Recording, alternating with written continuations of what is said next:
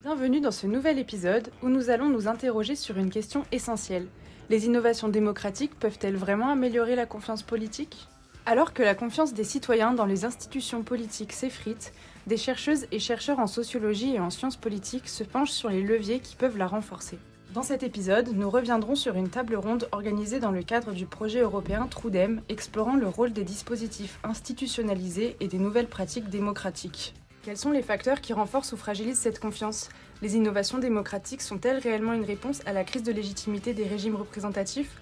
Autant de questions que nous allons aborder à travers leurs analyses et des exemples concrets. Nous vous souhaitons une bonne écoute. Et par à nouveau un bonjour et à nouveau un merci à toutes et tous d'être présentes et présents aujourd'hui pour cette table ronde sur les innovations démocratiques et la confiance politique. Je rappelle à toutes fins utiles que la visio est enregistrée, donc pour éviter des situations inconfortables, les unes et les autres sont invitées à couper leur micro quand ils n'interviennent pas.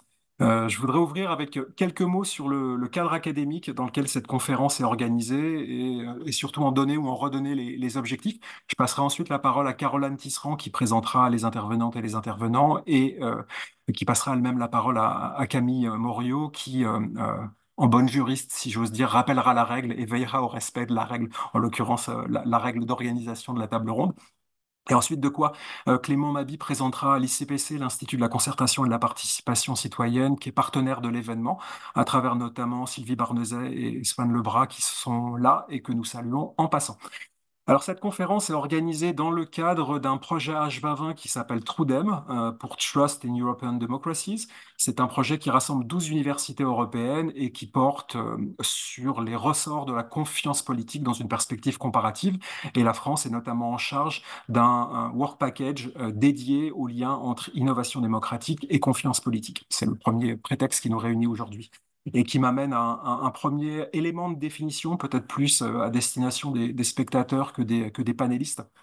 Euh, Par innovation démocratique, on entend ici surtout deux choses. D'abord, des dispositifs qui ont un certain degré d'institutionnalisation publique et qui complètent les dispositifs institutionnels existants comme les élections en cherchant à renforcer la place des citoyens dans la gouvernance. Ça, c'est le premier aspect. Le deuxième aspect qui caractérise ces dispositifs et qui peuvent être classés en un peu deux types distincts. D'un côté, des innovations démocratiques qui relèvent de la démocratie délibérative, par exemple les conférences et conventions citoyennes ou les mini-publics, qui reposent sur des discussions informées et argumentées entre citoyens pour fonder les décisions. Et l'un de leurs objectifs est de renforcer la confiance politique en mettant la délibération au cœur du processus décisionnel.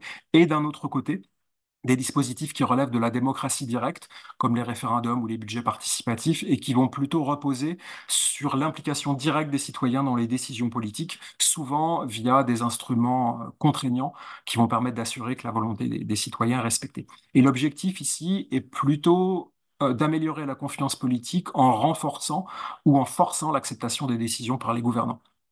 Pour schématiser et pour paraphraser un peu Raoul, que j'ai souvent entendu présenter les choses comme ça, dans le premier cas, ce sont les citoyens qui travaillent et les élus qui décident. Dans le second cas, ce sont les citoyens qui décident et les élus qui travaillent à l'exécution de leurs décisions.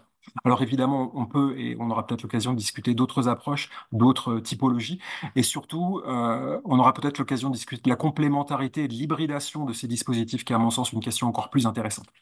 Donc voilà pour le premier élément de définition. Le deuxième élément de définition, qu'est-ce qu'on entend par confiance politique? Par confiance politique, il faut entendre une relation sociale, ou plutôt une propriété relationnelle, une propriété de la relation dans laquelle un agent A considère qu'un agent B, une institution politique en l'occurrence, peut agir à sa place. Et peut agir à sa place en respectant certains critères. Alors typiquement dans la littérature, ce sont des critères comme l'intégrité, la compétence et l'impartialité qui vont être caractéristiques de cette relation de confiance politique. J'en viens rapidement à l'objectif de la conférence, qui est un objectif assez opérationnel. Notre idée, en réunissant ces panélistes prestigieux, et on les remercie très sincèrement d'avoir répondu présent et présent, notre idée, c'est d'organiser un feedback et un échange d'experts académiques pour nous aider à mieux comprendre la relation entre confiance politique et innovation démocratique et nous aider, sur cette base, à formuler des recommandations actionnables pour la Commission européenne. Et c'est pour cela que nous avons noué un partenariat avec l'Institut de la concertation et de la participation citoyenne que Clément Mabi, à qui je vais passer la parole très rapidement, va pouvoir présenter. Bien, bonjour à toutes et à tous. Donc, effectivement, merci beaucoup pour cette invitation. Je vais dire deux mots sur l'ICPC, donc le partenariat. Donc, l'ICPC, c'est d'abord et avant tout un réseau d'échanges et de bonnes pratiques entre praticiens de la participation citoyenne. Et l'idée de se rassembler entre praticiens, entendus comme à la fois les agents des collectivités qui organisent la participation citoyenne, les associations qui peuvent s'impliquer dans les dispositifs, mais également les consultants qui contribuent à sa mise en place et également des chercheurs qui étudient cette participation. L'idée donc, c'est de croiser les perspectives pour identifier et faire circuler des bonnes pratiques et faire aussi du plaidoyer pour pousser au développement de la participation citoyenne. Et parmi les chantiers en cours hein, à l'ICPC et qui font peut-être écho aux activités du projet et puis qui étaient dans la logique de la collaboration, on a à l'ICPC lancé un chantier qui s'appelle Ambition pour la participation citoyenne pour 2026. Et donc, il se situe dans la perspective des élections municipales à venir avec pour constat que si la participation a été au cœur hein, des échanges en 2014 et en 2020 dans les précédentes éditions, eh bien, il nous semble que son statut est beaucoup plus menacé pour celle de 2026, qu'on en parle moins, qu'on risque de moins en faire, et voire même qu'on risque de la dénigrer.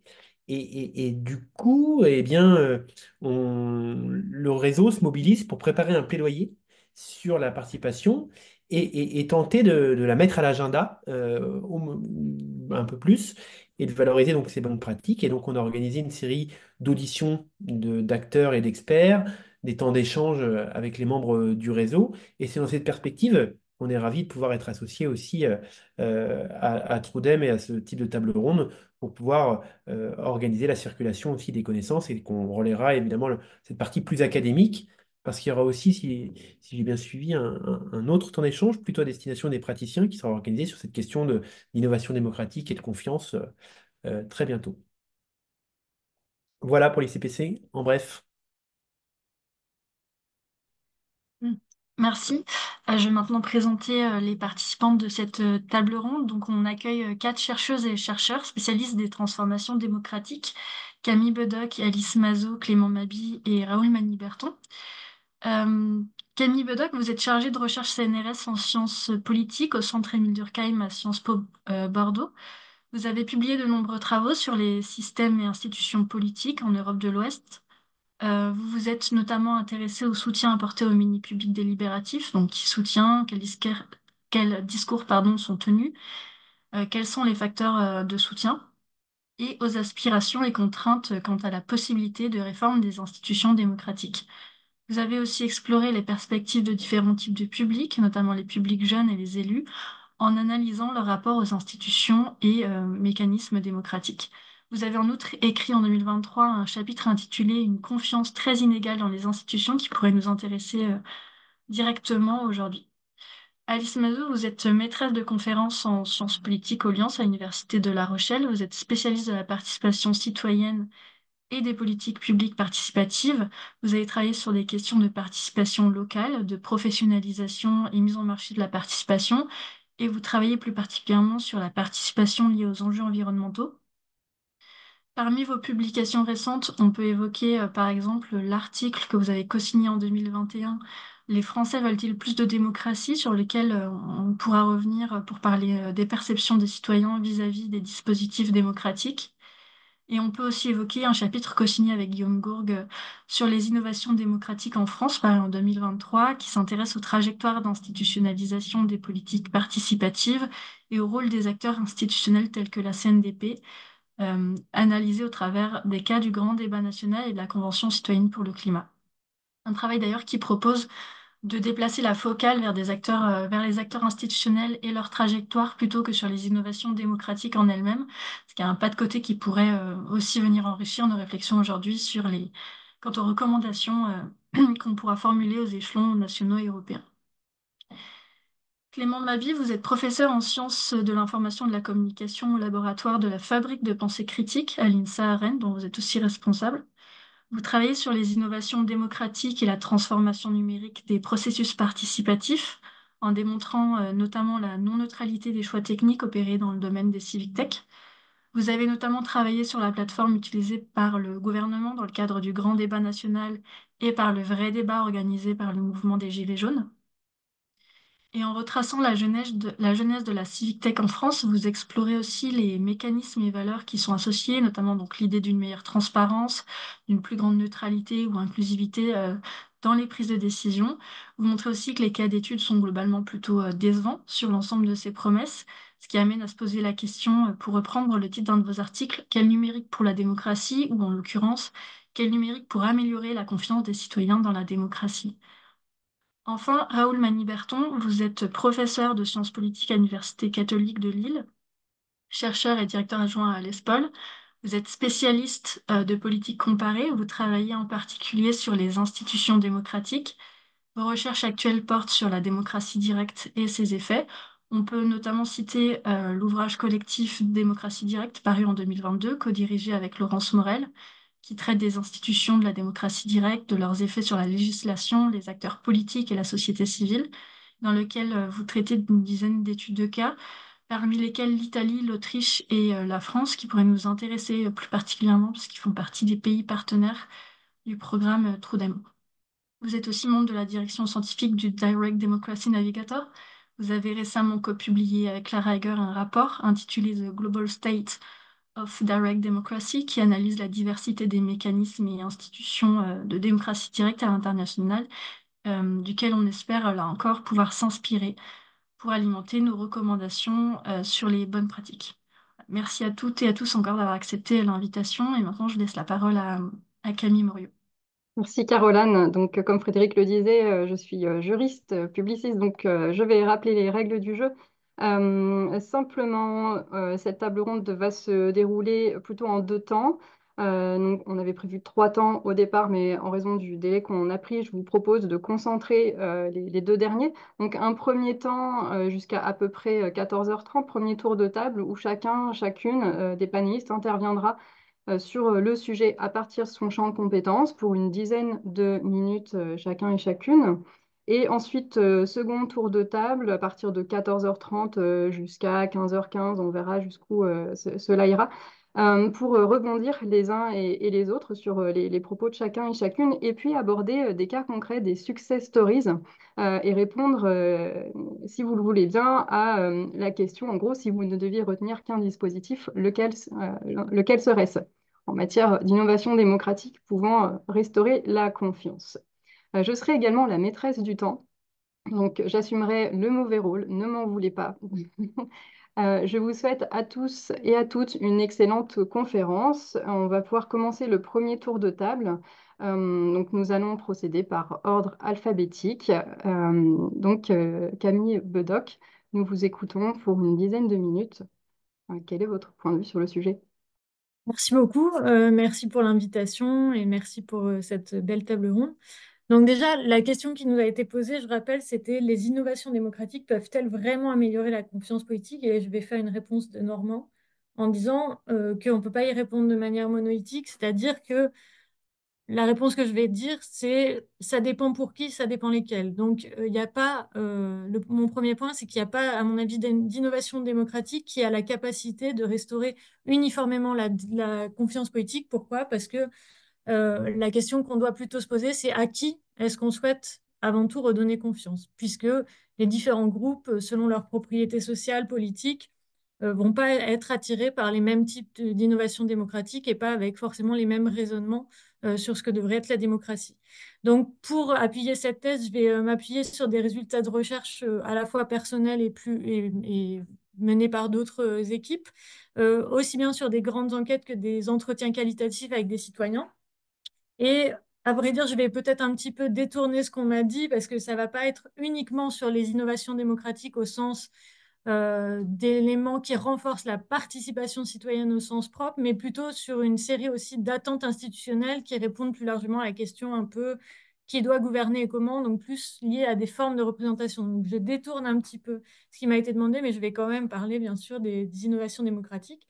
Et je voulais souligner dans le temps qu'on m'a donné deux résultats, notamment le premier, c'est l'existence d'un lien entre le soutien à des innovations démocratiques radicales, c'est-à-dire, j'entends par radical des innovations démocratiques qui modifieraient vraiment l'équilibre des pouvoirs entre les citoyens et les élus, et le fait d'être ce que j'ai appelé un perdant de la démocratie représentative. Je reviendrai sur ce que ça veut dire. Et le deuxième point, c'est que je vais me concentrer sur une attente spécifique, qui est l'aspiration au contrôle, qui apparaît chez certains citoyens, notamment des citoyens qui sont plutôt défavorisés socialement, très peu confiants politiquement, donc des personnes qui sont assez éloignées de la politique et très défiants.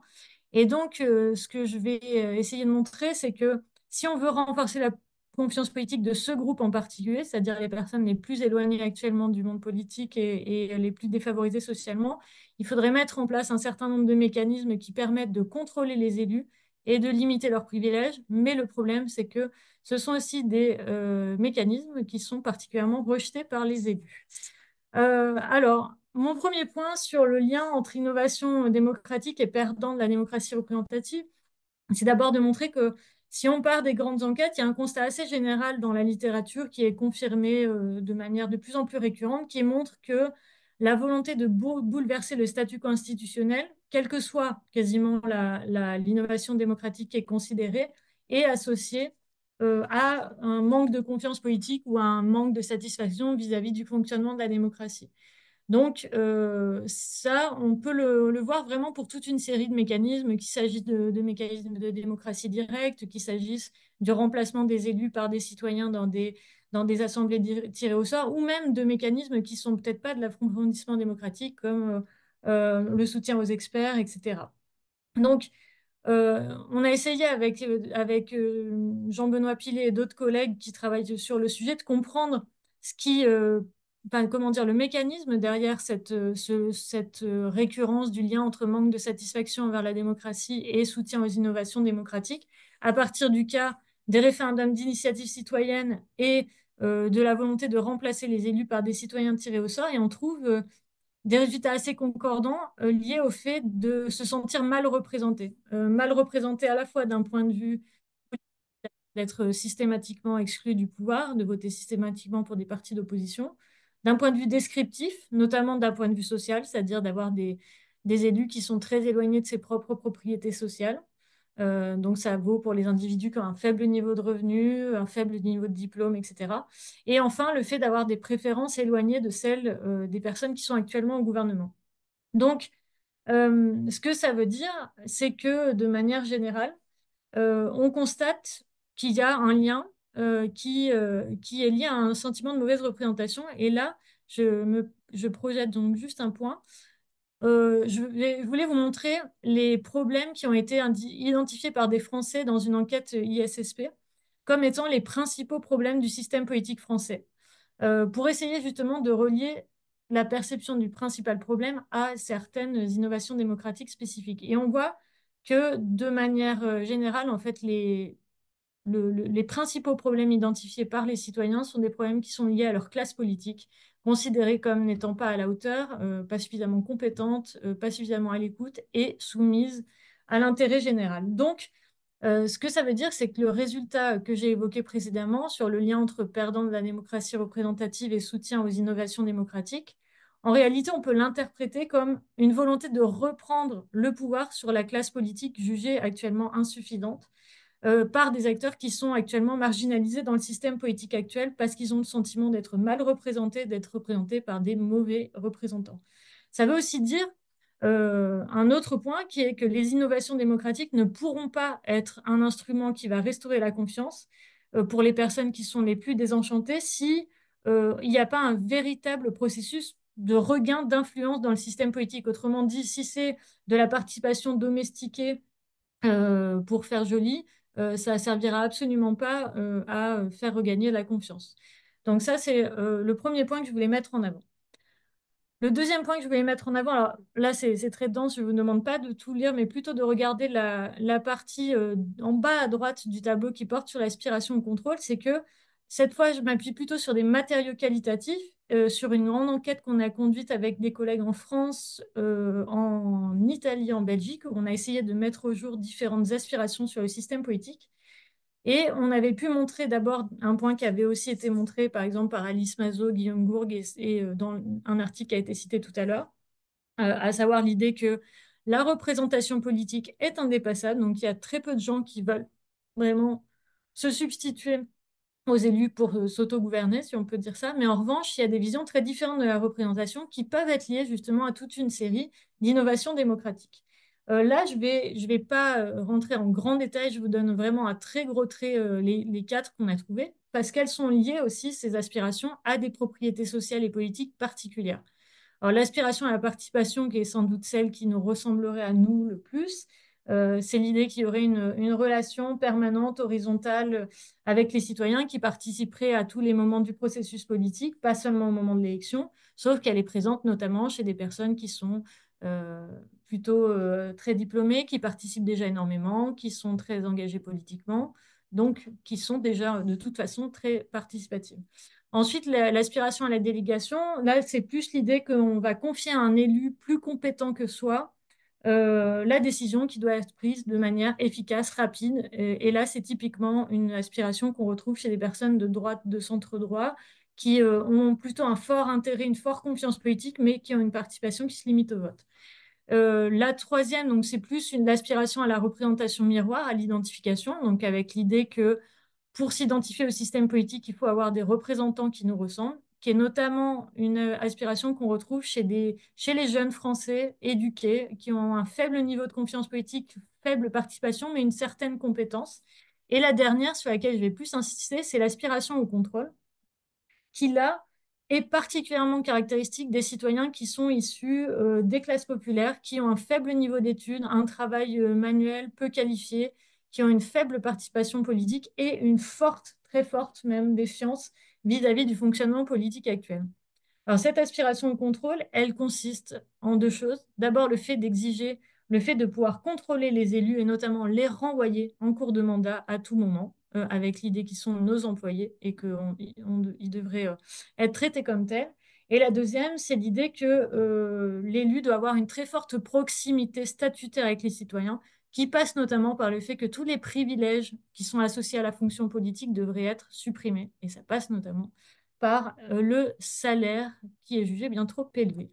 Alors là, je vais pas prendre encore beaucoup de temps, mais simplement pour finir, je voulais vous montrer une comparaison entre les citoyens et des élus locaux de Nouvelle-Aquitaine, donc, qui ont été aussi sondés de manière très large, sur toute une série de réformes, des réformes qui certaines existent et d'autres sont justement beaucoup moins discutées dans la littérature. Donc là, on voit comment ressort l'aspiration au contrôle dont je viens de parler.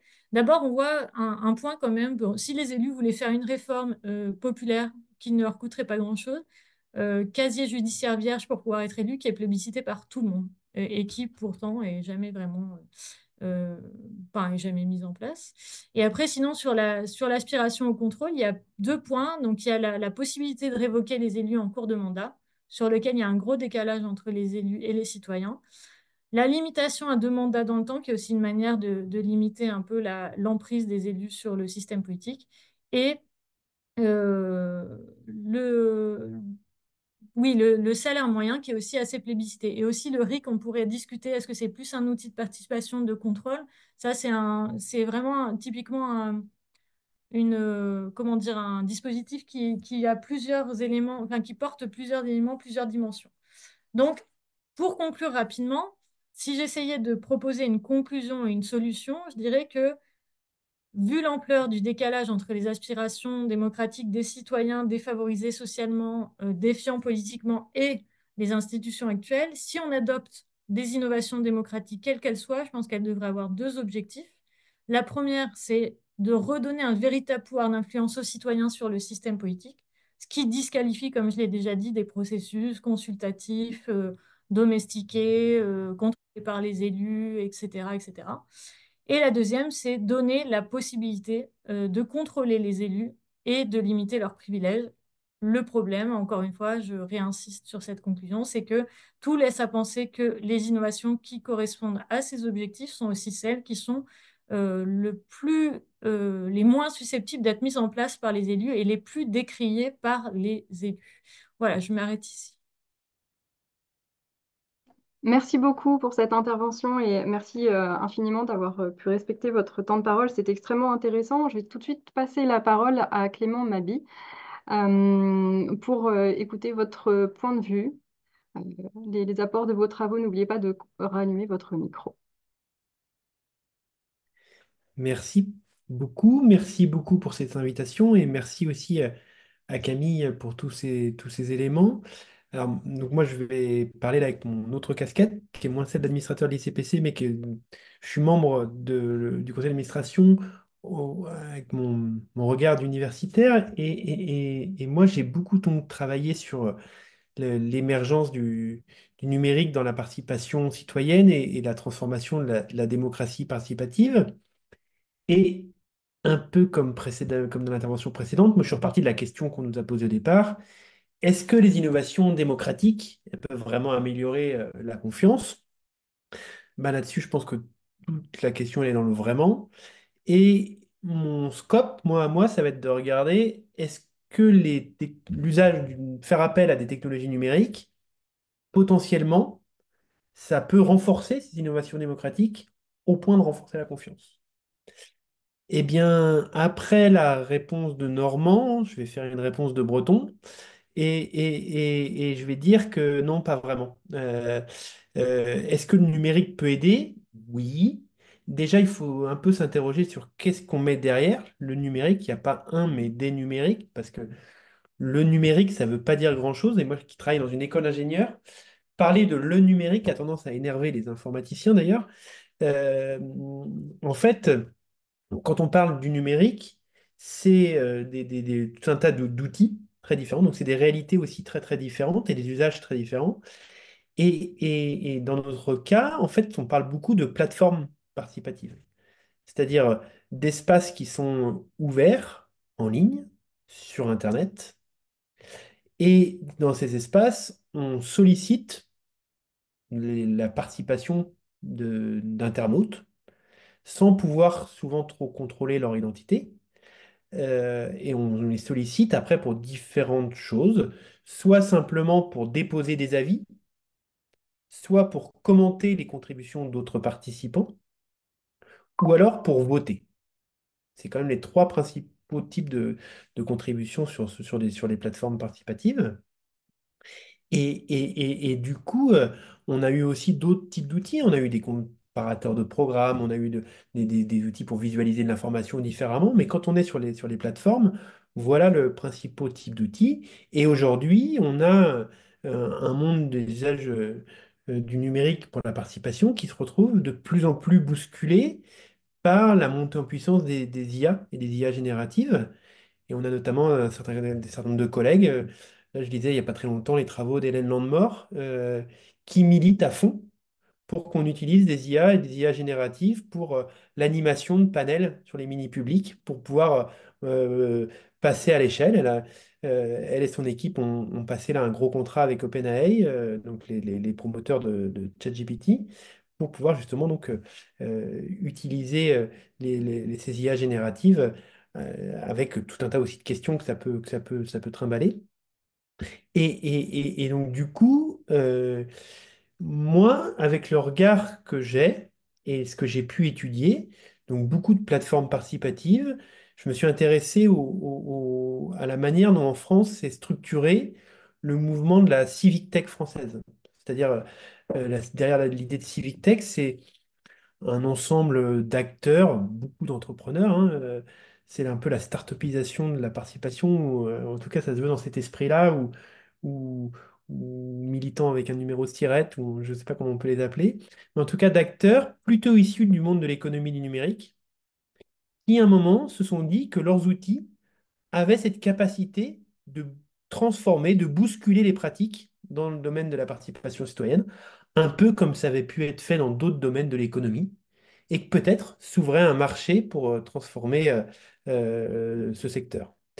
Et du coup, moi, je les ai suivis. J'ai notamment fait une ethnographie assez longue auprès d'une association qui a visé à les structurer, qui s'appelait Démocratie ouverte. Et globalement, le bilan que j'en tire, il est assez mitigé. C'est-à-dire qu'on a quelques belles histoires à raconter à l'échelle, notamment à l'international. J'y reviendrai peut-être dans la deuxième partie, parce que j'ai un ou deux. Moi, j'ai choisi deux success stories à partager, mais que pour le reste, finalement, ce qu'on se rend compte, c'est que ça marche pas si bien que ça. Alors, qu'est-ce que je veux dire derrière ça? C'est que en fait, il y avait quand même trois promesses principales derrière l'appel au numérique. La première promesse, c'est plus d'accessibilité et d'ouverture. On nous a beaucoup promis que faire appel à des outils numériques qui individualisent, qui permettent de s'intégrer dans le quotidien par l'usage d'un ordinateur ou d'un téléphone portable, ça allait simplifier la participation et toucher un public plus large. Première promesse. Deuxième promesse, plus de transparence et de traçabilité. Que ça allait rendre parce que c'était le monde du design, etc., que ça allait rendre les processus de décision notamment plus lisibles et plus compréhensibles. Troisième grande promesse, ça allait favoriser la délibération collective et que ça allait favoriser des formes d'intelligence collective en ligne. Et que c'était vraiment une ressource assez inédite, hein, et qu'on vivait un moment inédit pour l'intelligence collective. Eh bien, si on prend ces trois points, finalement, le pari n'est pas complètement rempli, hein. D'abord, ce qu'on se rend compte, c'est que l'accessibilité a souvent été confondue avec une espèce d'idée de désintermédiation. C'est-à-dire qu'on allait pouvoir proposer ces plateformes et qu'elles allaient quasiment faire tourner la participation toute seule. Ça allait être une ingénierie light. Eh bien, en fait, non. On s'est rendu compte que ça marche pas comme ça et que la participation n'est pas plus simple. Ça a été beaucoup vendu comme ça, notamment aux collectivités. Et en réalité, ça demande de l'ingénierie, ça demande de l'investissement des moyens. Sinon, on a rapidement enfin, c'est beaucoup d'échecs et les échecs peuvent avoir un impact assez fort sur la confiance, comme l'a bien rappelé Camille. Et notamment, on a cette idée qui s'est installée. Il y a une association qui s'appelle Regard Citoyen qui a tiré un bilan de ces plateformes participatives en les comparant à un bac à sable démocratique et à une table des enfants, où en fait on fait participer les citoyens en masse d'un côté, pendant que se passent pendant que les circuits de décision, pas plus lisibles, en tout cas contournent cet espace qui sert de défouloir en ligne. Et deuxième promesse, qui est celle de la participation plus inclusive, hein, eh bien là, c'est presque tout le contraire, hein. Maintenant, les études s'accumulent, sont très solides sur ce point-là. On se rend compte que la participation en ligne, elle est socialement différenciée et qui bénéficie surtout au public déjà politisé et déjà connecté. On retrouve des profils de gros participants qui circulent, ceux qui s'investissent dans les autres espaces, et que notamment il y a eu un ouvrage assez majeur sur la question de Jen Schrady en 2019 qui en gros a dit finalement le numérique encapacite les puissants, quoi. Et elle montre comment aux États-Unis ça a servi aussi la montée en puissance des conservateurs. Et elle appelle ça The Revolution That Wasn't. Et du coup, elle montre comment, en fait, la promesse d'inclusion d'une plus grande diversité publique ne fonctionne pas et combien, au contraire, ça favorise l'engagement de communautés les plus organisées, qui se considèrent en groupe de pression. Troisième point, on s'est rendu compte que l'intelligence collective n'allait pas de soi et que ça dépendait beaucoup de comment on construisait ces outils. C'est-à-dire qu'il y avait un enjeu assez fort, et j'y reviendrai peut-être tout à l'heure, parce que j'arrive pas loin du bout mon temps sur les enjeux du design. C'est-à-dire qu'un outil en vaut pas un autre. Et on assiste même maintenant à ce que j'appelle la tentation orthopédique. C'est-à-dire de dire à la fois on va transformer le numérique, là on l'a énormément autour de l'IA, hein, de se dire on va changer l'IA pour le rendre plus démocratique et pour l'adapter aux besoins de la participation. Mais on a aussi une deuxième vague qui considère que le numérique va pouvoir contraindre la participation pour organiser la délibération. Donc voilà, je vais peut-être m'arrêter là si j'arrive au bout de mon temps. Et puis je reviendrai tout à l'heure peut-être sur quelques conditions de succès qui me semblent importantes et les cas d'études les plus marquants. Merci beaucoup. Merci pour cette présentation. On va entendre maintenant celle de Raoul Maniberton. Je précise que Si, vous donc, en avez les effet, limites de temps via le chat privé, hein. très bien. Et donc, je ne suis pas le dernier. Ça, c'est vrai que j'ai découvert que Alice a un nom qui... Enfin bon, passons donc à la question qui nous intéresse ici, celle de la confiance des institutions politiques, des innovations démocratiques. Moi, je voudrais faire juste d'abord quelques points pour compléter un petit peu ou discuter un tout petit peu ce que Frédéric a dit en introduction. Le premier point, c'est sur la question de la confiance. Effectivement, souvent, quand il m'arrive, disons, même au niveau académique, mais encore plus au niveau politique, il y a une confiance qui est particulièrement désespérément recherchée par nos représentants politiques, c'est la confiance dans les élus.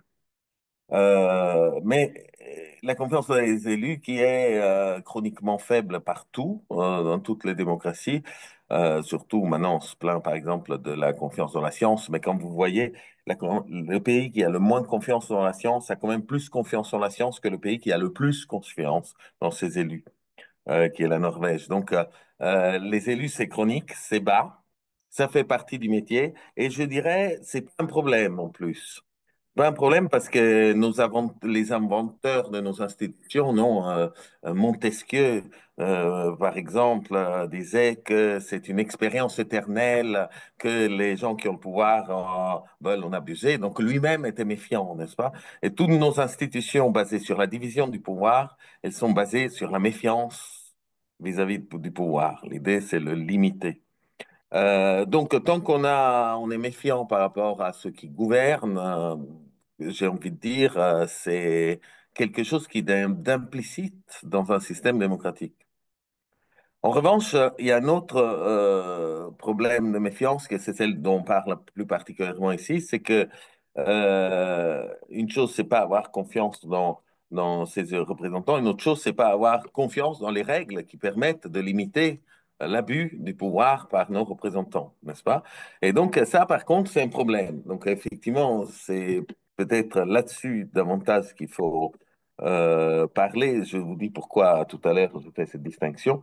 Donc, la question est, oui, on peut être méfiant vis-à-vis des représentants, mais le système marche mal si aussi on est méfiant sur notre capacité à pouvoir limiter leur abus de pouvoir. Donc, c'est la confiance dans le système politique qui est la plus importante.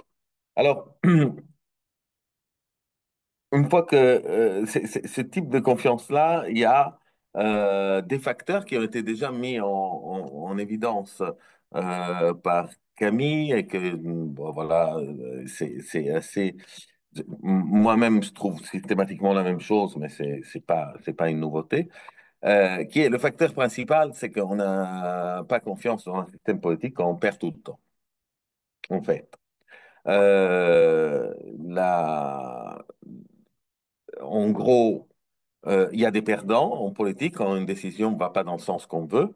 Alors, l'effet d'être perdant, déjà, nous met en rogne. Le fait de perdre tout le temps, encore plus. Le fait d'avoir peu de chances de gagner dans le futur, ça nous radicalise encore plus. Et le fait que quand on perd tout, ça produit encore, ça c'est les études d'Anderson, non, que ça produit encore de l'insatisfaction, c'est-à-dire par exemple dans les systèmes majoritaires, les perdants sont plus insatisfaits que dans le système proportionnel, parce que dans le système proportionnel, ils perdent pas tout. Ils gardent quand même un peu un pouvoir de contre-pouvoir. Euh, donc, l'idée, c'est juste essayer, est-ce qu'on peut faire un système, on peut avoir des institutions telles que les perdants, eh ben, ne perdent pas tout, ils perdent pas tout le temps, et aussi, dans le futur, ils ont des chances de gagner. Et quand on a répondu à cette question, ben, je pense que c'est une bonne piste pour répondre à la question générale. Or, moi, je dirais, là-dessus, je suis pas du tout normand. À la question, est-ce que les institutions politiques ont un impact sur la confiance politique? La réponse est certainement oui. Je ne pense pas qu'on puisse dire en aucune manière non. Contre, j'ai dit exprès institutions politiques, parce qu'on ne sait pas très bien si les innovations, ce qu'on appelle innovations démocratiques, sont des institutions politiques. Effectivement, si on est en train de parler des institutions, celles qui sont écrites dans la Constitution, sur la division des pouvoirs, ces questions-là, oui, ça a un effet très important sur le nombre et la quantité, le degré des perdants, euh, et donc ça a un effet sur la confiance. Après, il y a des choses qui sont des expériences locales, des mini-publics, des choses comme ça, qui, elles, ben, les résultats, aucun résultat ne donne, que je connaisse, hein, ne donne qu'un quelconque effet sur la confiance, mais c'est aussi pas des institutions, c'est des pratiques, des compléments, des animations, je ne sais pas comment les appeler, mais voilà. C'est pour cette raison que alors moi, je travaille pas trop sur la démocratie délibérative parce que effectivement, la démocratie directe, je vois beaucoup d'effets notamment sur la confiance et sur d'autres choses. Et, euh, et j'en vois beaucoup moins sur les dispositifs délibératifs. Mais encore une fois, ça s'appelle de la démocratie directe, c'est de la démocratie directe institutionnalisée, donc telle qu'elle est pratiquée dans les pays dans lesquels il a le plus d'importance. On a vu classiquement la Suisse et les États-Unis. Et donc, pour terminer mon propos, les études sur les effets de la démocratie directe en, sur la confiance, il y en a pas mal. Alors, par exemple, ben, là, bon, je cite celui-là de Bauer et Fatke qui est intéressant sur la Suisse, qui va montrer que la démocratie directe, le fait que les institutions de démocratie directe existent, ça augmente la confiance, mais le fait qu'on la pratique, ça la diminue. Alors, c'est intéressant et ça peut être ramené à la distinction que j'ai faite au début. C'est-à-dire que lorsqu'un référendum est lancé par une minorité dans une population, ça veut dire que cette minorité est mécontente et veut limiter l'abus. Donc, ça veut dire qu'il exerce son droit à s'opposer. Et pour cette raison, quand il y a des référendums et quand il y en a beaucoup, c'est bien le signe qu'il n'y a pas, que les citoyens veulent contrôler leur cellule. Par contre, quand il n'y en a pas, tout en ayant des instruments de démocratie directe, c'est le signe que tout va bien, qu'on n'a pas besoin d'intervenir. Donc, en fait, la pratique de la démocratie directe, et ça, on peut le voir toujours après un référendum, ça augmente la méfiance vis-à-vis des élus, mais et dans la mesure où les pétitionnaires gagnent, augmente considérablement la confiance dans le système. Donc, ça démocratise aussi dans ce sens-là, c'est-à-dire que les gens deviennent plus comme Montesquieu, c'est-à-dire plus méfiants des élus, mais aussi plus confiants de leur système. Euh, voilà. Peut-être pour terminer, juste le mécanisme, très concrètement, c'est l'idée que quand on permet aux oppositions de lancer un référendum, les personnes, il leur arrive plus souvent l'expérience de gagner politiquement. Donc déjà, ils perdent moins souvent.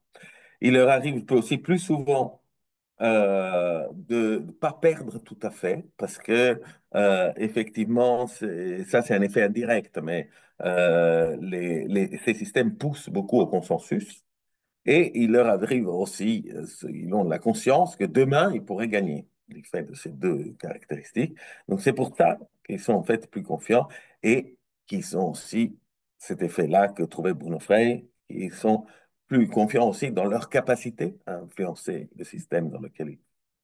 Merci à tout le monde. Merci beaucoup. Alors, après une réponse de Normand, une réponse de Breton et une réponse de pas Normand, je ne sais pas où tu te situais, Raoul, géographiquement, nous allons écouter votre réponse, Alice Mazo. Bonjour à toutes et tous et merci pour l'invitation à participer à cet échange. Alors, comme ça a été peut-être dit dans la présentation qui était faite de moi tout à l'heure par Caroline, je vais proposer un petit pas de côté en m'intéressant non pas à ce que les innovations démocratiques pourraient faire, mais plutôt à m'intéresser à ce qu'on appelle innovation démocratique et pourquoi elles ne font pas ce qu'elles prétendent faire. Je vais plutôt le formuler comme ça. Euh, je vais essayer de proposer quelque chose un raisonnement en trois temps. Premier temps, je voudrais revenir sur l'idée et la thèse que je partage de ce point de vue-là, notamment avec mes collègues Guillaume Gourgue et Magali Nonjon, sur l'importance en fait de toujours penser les politiques de démocratie participative et donc ce qu'on appelle innovation démocratique comme des politiques de l'offre. Pourquoi ça me semble important de rappeler qu'on est ici face à des politiques de l'offre? Parce que le discours sur le fait que ces innovations seraient de nature à restaurer la confiance, c'est un mot d'ordre réformateur. C'est un élément du discours de légitimation de ces innovations-là. Ça veut dire qu'en fait, cette idée selon laquelle ces innovations démocratiques, elles restaureraient la confiance, ça ne nous dit pas grand-chose sur ce qu'elles font vraiment, ça ne nous dit pas grand-chose sur ce que les citoyens veulent ou sur ce que les citoyens pensent, ça nous renseigne sur ce que les entrepreneurs de la démocratie participative ou des innovations démocratiques disent et pensent pour légitimer leur propre politique. Ça me semble important de rappeler ça pour deux raisons. Premièrement, ça fait écho avec ce qu'a rappelé Camille précédemment. Ces politiques de l'offre, elles ne sont absolument pas construites en réponse réelle à des demandes formulées et constituées. Si on interroge effectivement les citoyens, il y a un soutien diffus à l'idée de participation et de démocratie. Et d'ailleurs, là, toutes les enquêtes qui sont faites sur le plan quantitatif, pensez-vous qu'il faille permettre à des citoyens de participer en démocratie? Bah oui. Là, on a plutôt cette idée d'un soutien diffus. Néanmoins, si on va de façon plus approfondie et qu'on regarde les attentes qui seraient constituées en matière de réforme du système, bah, on s'aperçoit qu'effectivement, il y a une très forte critique du système représentatif, mais pour le coup, que celui-ci apparaît assez largement comme indépassable.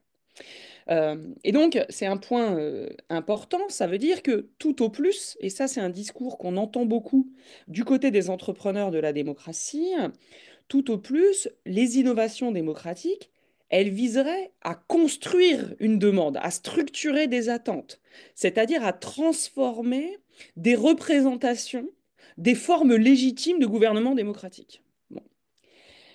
Sauf que, là, ça a été bien dit, et donc j'insiste pas sur ce point par Camille, il y a un décalage fort entre ce que seraient éventuellement les attentes des citoyens en matière de réforme du système démocratique, et donc ce que serait cette demande, et les contours de l'offre qui leur est proposée. Parfois, on est sur un décalage un peu diffus, mais on est parfois sur un décalage explicite, où là, je renvoie simplement au mouvement des Gilets jaunes, il y avait une demande explicite pour le RIC, et réponse du gouvernement, le RIC, ça me hérisse. Donc ce que vous voulez, mais pas de RIC. Bon. Donc on a parfois un élément explicite, mais le plus souvent, c'est un désajustement qui est un peu plus latent. Donc ça, c'est le premier point pour lequel c'est important de se souvenir qu'on est face à des politiques de l'offre. Deuxième point important pour lequel c'est important, pour lequel il faut envisager ces innovations démocratiques sous l'angle des politiques de l'offre, parce que ça veut dire que les innovations démocratiques, elles répondent d'abord aux intérêts de celles et de ceux qui les mettent en œuvre. Et donc, là encore, ça a été redit par Camille, les innovations démocratiques, ce sont celles qui sont mises en œuvre, ce sont celles qui correspondent aux intérêts des élus aujourd'hui. et par extension aux intérêts des entrepreneurs marchands et non marchands de ce secteur-là. Et ça, c'est le deuxième point sur lequel je voudrais m'arrêter.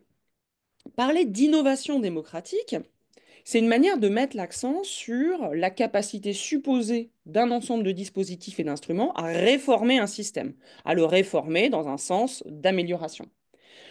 Toutefois, premièrement, l'innovation, c'est en soi un élément de vocabulaire qui permet d'inscrire une pratique dans un champ de la différenciation politique, de la compétition politique et territoriale.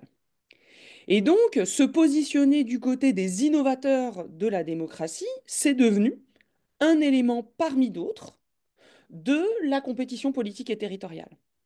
Or, on peut extrêmement facilement, dans le champ de la démocratie participative, être à la fois innovant, tout en se montrant tout à fait consensuel et conformiste du point de vue du fonctionnement du système politique. Il n'y a pas du tout d'association entre le discours sur l'innovation et même la capacité à être reconnu comme innovant et le degré de radicalité ou de transformation du système.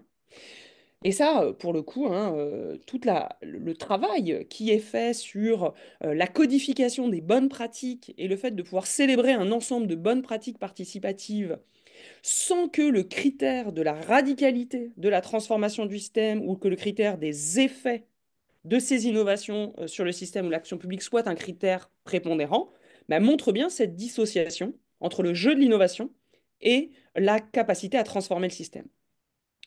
Le deuxième élément sur le fait que les politiques de l'offre répondent aux intérêts des élus et de leurs entrepreneurs, et ça c'est vraiment un élément sur lequel on a beaucoup insisté dans nos travaux les plus récents avec Guillaume, c'est que le succès de la démocratie participative auprès des élus locaux comme auprès des exécutifs de l'exécutif national ne traduit absolument pas une conception renouvelée de la nécessité de transformer le système politique pour restaurer la confiance.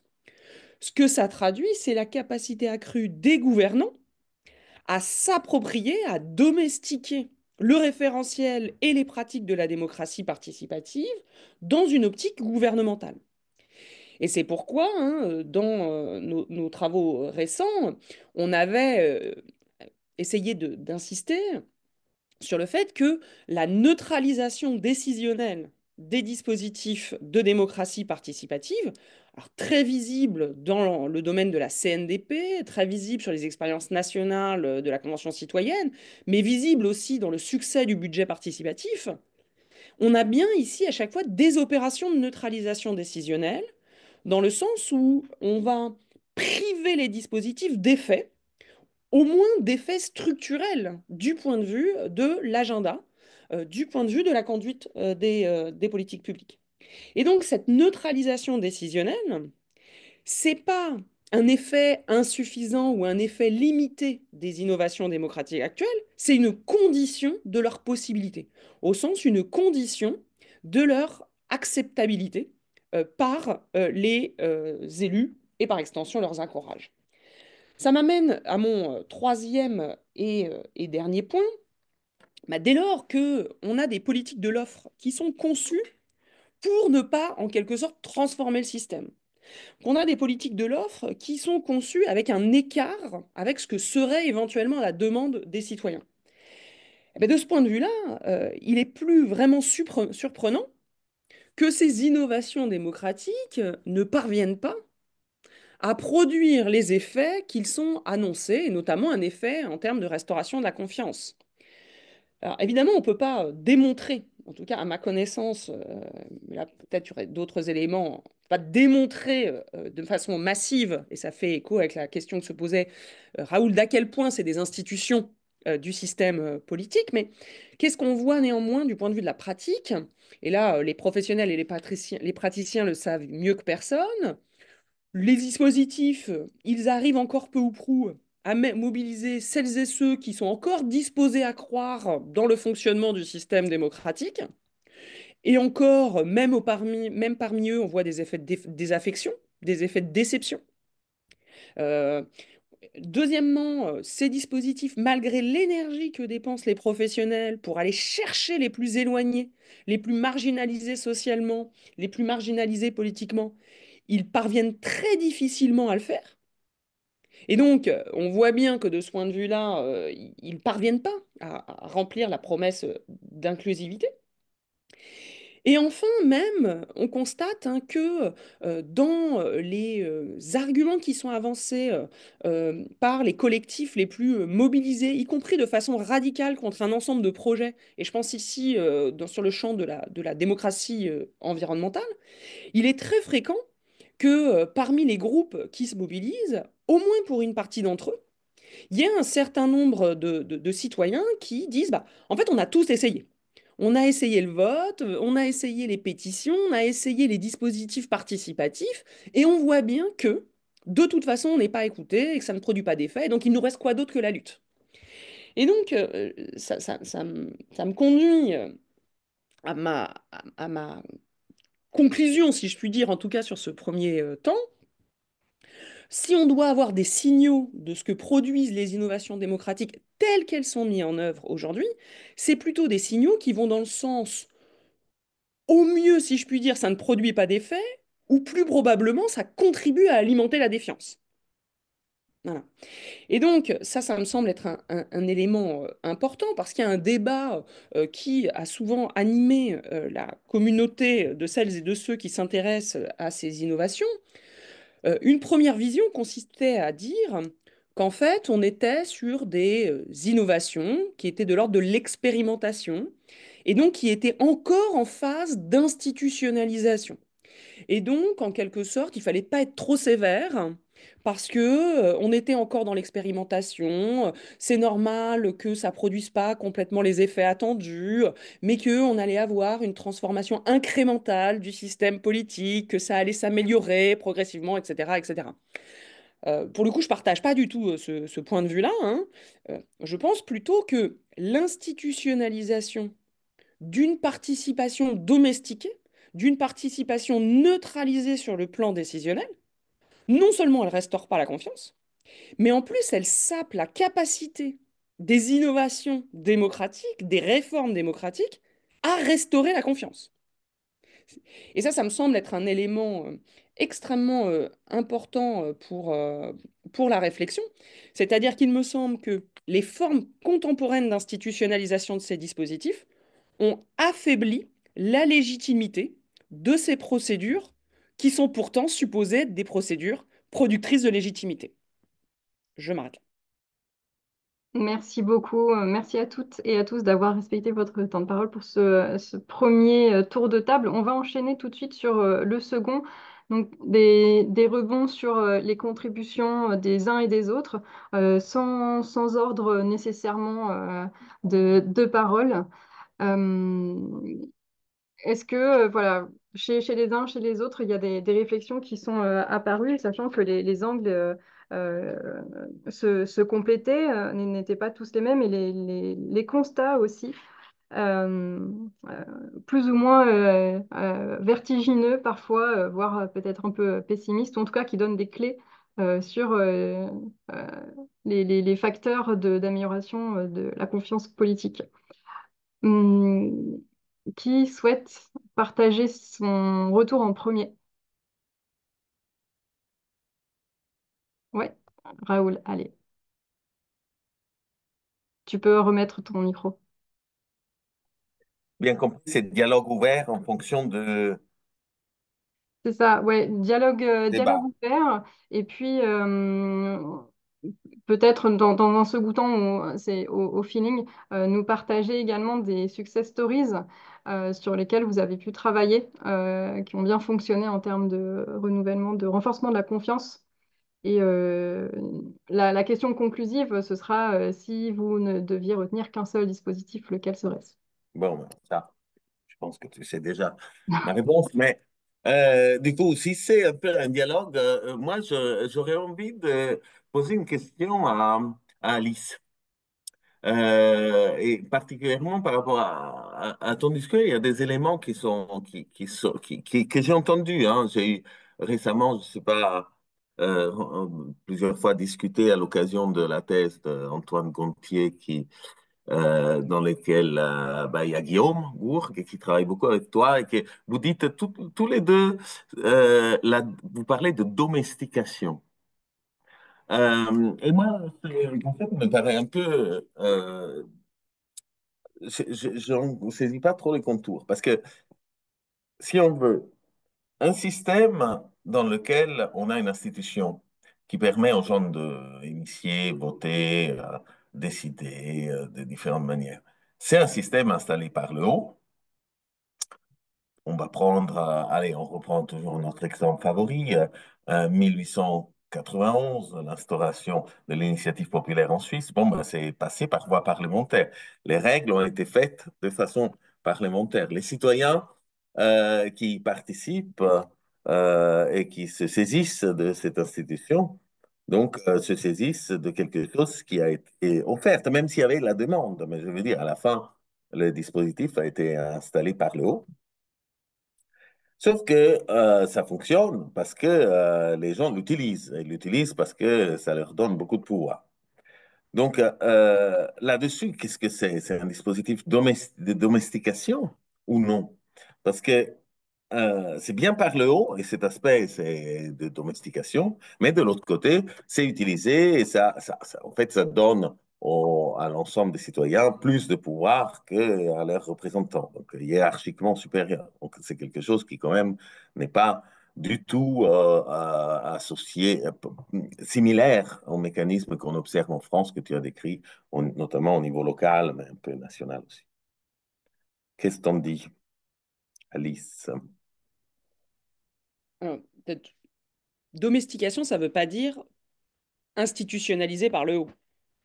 Ça veut dire euh, qu'effectivement, effectivement, l'initiative, elle vient des gouvernants, ça là-dessus, c'est pas sur ça que porte ma critique. C'est que les modalités, les caractéristiques de l'instrument qui est proposé sont définies de telle sorte qu'il ne puisse pas produire les effets que l'on met en avant par rapport à leurs promesses, en quelque sorte.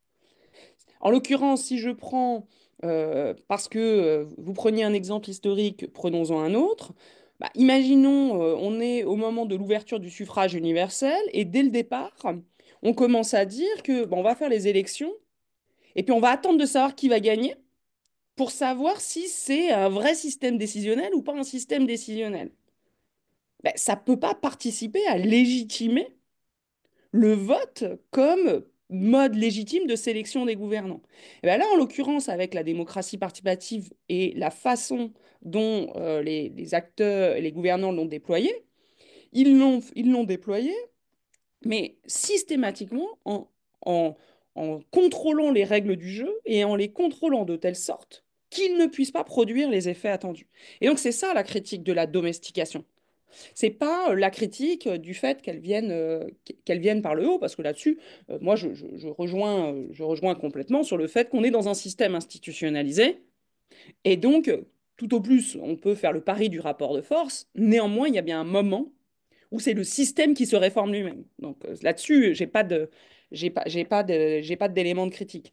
L'élément de critique sur la domestication, c'est vraiment de dire qu'en fait, le succès quantitatif, c'est-à-dire la croissance du nombre de dispositifs, hein, il, euh, il induit en erreur. Ça laisse à penser qu'on a une norme participative qui se diffuse, c'est-à-dire un certain nombre de valeurs et de principes d'action selon laquelle la participation des citoyens, elle serait de plus en plus légitime.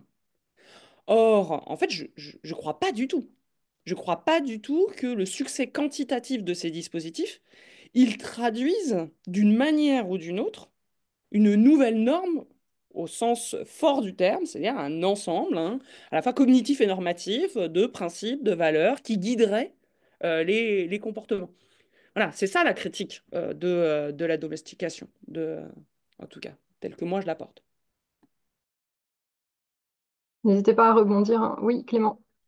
Oui, merci pour tous ces éléments de discussion là, parce que je trouve ça tout à fait intéressant et en fait, l'enquête que j'ai pu mener, notamment sur la Civic Tech, bah, corrobore vraiment très bien ce que dit Alice pour le coup, où on a vu l'arrivée de ces nouveaux acteurs. En fait, au départ, être sur une espèce de fraîcheur un peu expérimentale. Non, bah, c'est pas terrible ce qu'on fait, mais laissez-nous progresser. On va s'améliorer. Et en fait, pour s'améliorer, on a besoin de financement. Et donc, ce financement, on allait le chercher en s'institutionnalisant et en devenant prestataire des dispositifs de la démocratie participative. Et le développement, il s'est fait au prix d'une assez forte dépolitisation. Et notamment en acceptant de neutraliser la dimension un peu critique qui pouvait être portée au début au début de la démarche et c'est la volonté qu'il y avait de faire la politique autrement, de faire de la participation autrement. Elle s'est retrouvée complètement annihilée et ils se sont retrouvés prestataires aujourd'hui du budget participatif, en gros, où ils fournissent des plateformes pour voter sur les projets, ce qui doit représenter à peu près 80% du marché. Et, et, et ça amène et c'est marrant parce que quand on m'avait demandé de choisir une ou deux success stories, moi en général, j'aime pas trop les success stories parce que je trouve que c'est vraiment l'arbre qui cache une forêt d'expériences pas très intéressantes ou décevantes en tout cas. Et ce que je me suis rendu compte que dans les deux success stories que j'avais sélectionnés, et ben en fait, c'est quand même un moment où l'offre rencontre la demande quand même. C'est-à-dire que c'est pas pour. Enfin, ce que je veux dire, c'est qu'il y a des moments où ça marche quand même. Et notamment les deux moments où il y a cette rencontre. Alors, c'est pas des expériences en France que j'avais prises. C'est l'expérience d'abord en Espagne, à Barcelone, de la démarche autour de la plateforme Decidim, qui est en fait avec l'élection de la maire Ada Colau et il y a un mouvement où on dit on va expérimenter des nouvelles formes de gouvernance, on va expérimenter l'institutionnalisation de l'innovation démocratique. Et on essaye aussi de faire du numérique autrement. Ça va de pair.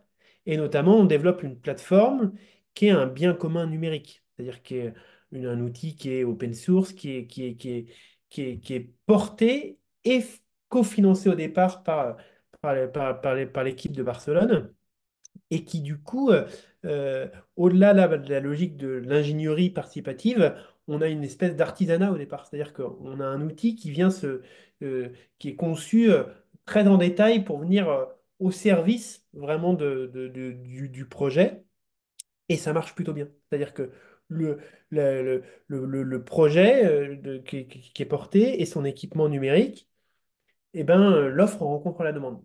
Et il y a quand même des moments comme ça. L'autre exemple que j'avais sélectionné, c'est la démarche qui est autour de la plateforme Police à Taïwan et qui maintenant commence à être reprise. Bah là, pareil, on a un alignement quand même entre l'offre et la demande. Et je trouve cet outil, pour le coup, là, assez impressionnant pour la maîtrise quand même du design et de ce qu'il est capable de faire. C'est-à-dire, il maîtrise trois des points les plus importants pour bien réussir à utiliser des outils numériques, c'est-à-dire réussir à hybrider présentiel et numérique. En général, ce qui marche le mieux, c'est quand même quand on a une petite idée de comment on veut croiser les deux. Une vision assez claire aussi de la gouvernance des plateformes, c'est-à-dire qui contrôle les outils, quel degré d'autonomie on donne aux participants et comment on construit la participation. Et puis, un troisième enjeu sur la lisibilité. C'est un outil qui mise beaucoup sur la cartographie des arguments et ça donne quand même une capacité assez impressionnante à produire en masse des discussions et à organiser la masse. Alors eux, dans un objectif vraiment de produire du consensus, euh, mais c'est un outil qui techniquement est assez impressionnant, je trouve, dans sa capacité à produire de la discussion collective à grande échelle. Et là aussi, en fait, on voit à Taïwan sous une impulsion de l'offre et un projet politique qui rencontre une aspiration par le bas. Donc, j'entends bien, je suis assez d'accord avec toi et je pense l'avoir aussi beaucoup expliqué dans mes travaux, mais je trouve qu'il y a quand même des moments aussi où ça s'aligne. Et c'est plutôt aussi des choses intéressantes à pointer quand même. Ces innovations démocratiques, elles ont peut-être pas vocation, en fait, à être institutionnalisées. Et peut-être que déjà, ces moments, ces alignements de planètes contribuent à faire bouger le rapport de force, quoi. Camille Bedoc, vous aviez une question, Rimbaud? Ben, oui, je ne sais pas si c'est une question ou plus une réaction à ce qu'a dit Raoul, parce que, bon, je ne vais pas réagir sur les travaux d'Alice, parce que je la lis beaucoup, enfin, je suis très d'accord avec elle sur son constat sur la démocratie participative et je connais moins la question des plateformes. Mais Raoul, là où je voulais réagir, c'est que finalement, enfin, ce que j'ai trouvé intéressant dans ton propos, c'est que, en fait, tu nous as parlé des bonnes vieilles proportionnelles, démocratie consensuelle. Et en fait, moi, c'est aussi un point que je voulais mettre en avant parce que là, moi, enfin, on nous avait fait une commande, entre guillemets, sur les innovations démocratiques. Donc, on a regardé les innovations démocratiques. Si la question qui m'avait été posée, c'était est-ce que les institutions peuvent vraiment avoir un effet sur la confiance? J'aurais eu sans doute une réponse qui était plus proche de celle de Raoul. Et donc, je trouve ça intéressant aussi de dire, mais parfois, on veut un petit peu réinventer des formes de participation, d'approfondissement, mais en fait, il y a aussi des institutions qui existent et qui ont, alors certes, pas elles toutes seules, pas de manière magique, mais qui contribuent aussi à construire une certaine vision de ce qu'est la démocratie qui peut être plus inclusive et dans laquelle les citoyens ont plus de poids et qui existent autour de nous et qui ont des vrais effets.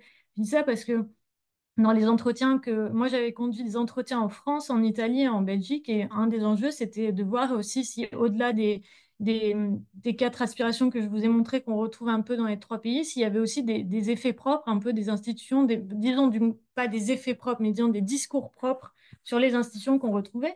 Et on retrouve des discours vraiment différents dans une démocratie consensuelle comme la Belgique, par exemple, où les gens sont contents effectivement de savoir qu'ils vont pas tout perdre d'un seul coup, qu'ils savent que de toute façon leur voix elle va compter au Parlement, que les institutions sont consensuelles, que le niveau de pouvoir est très réparti et que donc il n'y a pas un seul pays qui va dominer, où la France est d'ailleurs la figure repoussoir absolue pour les Wallons parce que c'est vraiment le système politique de l'enfer pour eux. Et moi j'ai trouvé ça intéressant parce que finalement là on parle des innovations démocratiques, derrière ça, il y a souvent beaucoup aussi tout le débat sur la démocratie délibérative, dont là, on n'a quasiment pas parlé, mais qui est en fait l'approche un peu dominante d'un point de vue normatif au niveau international.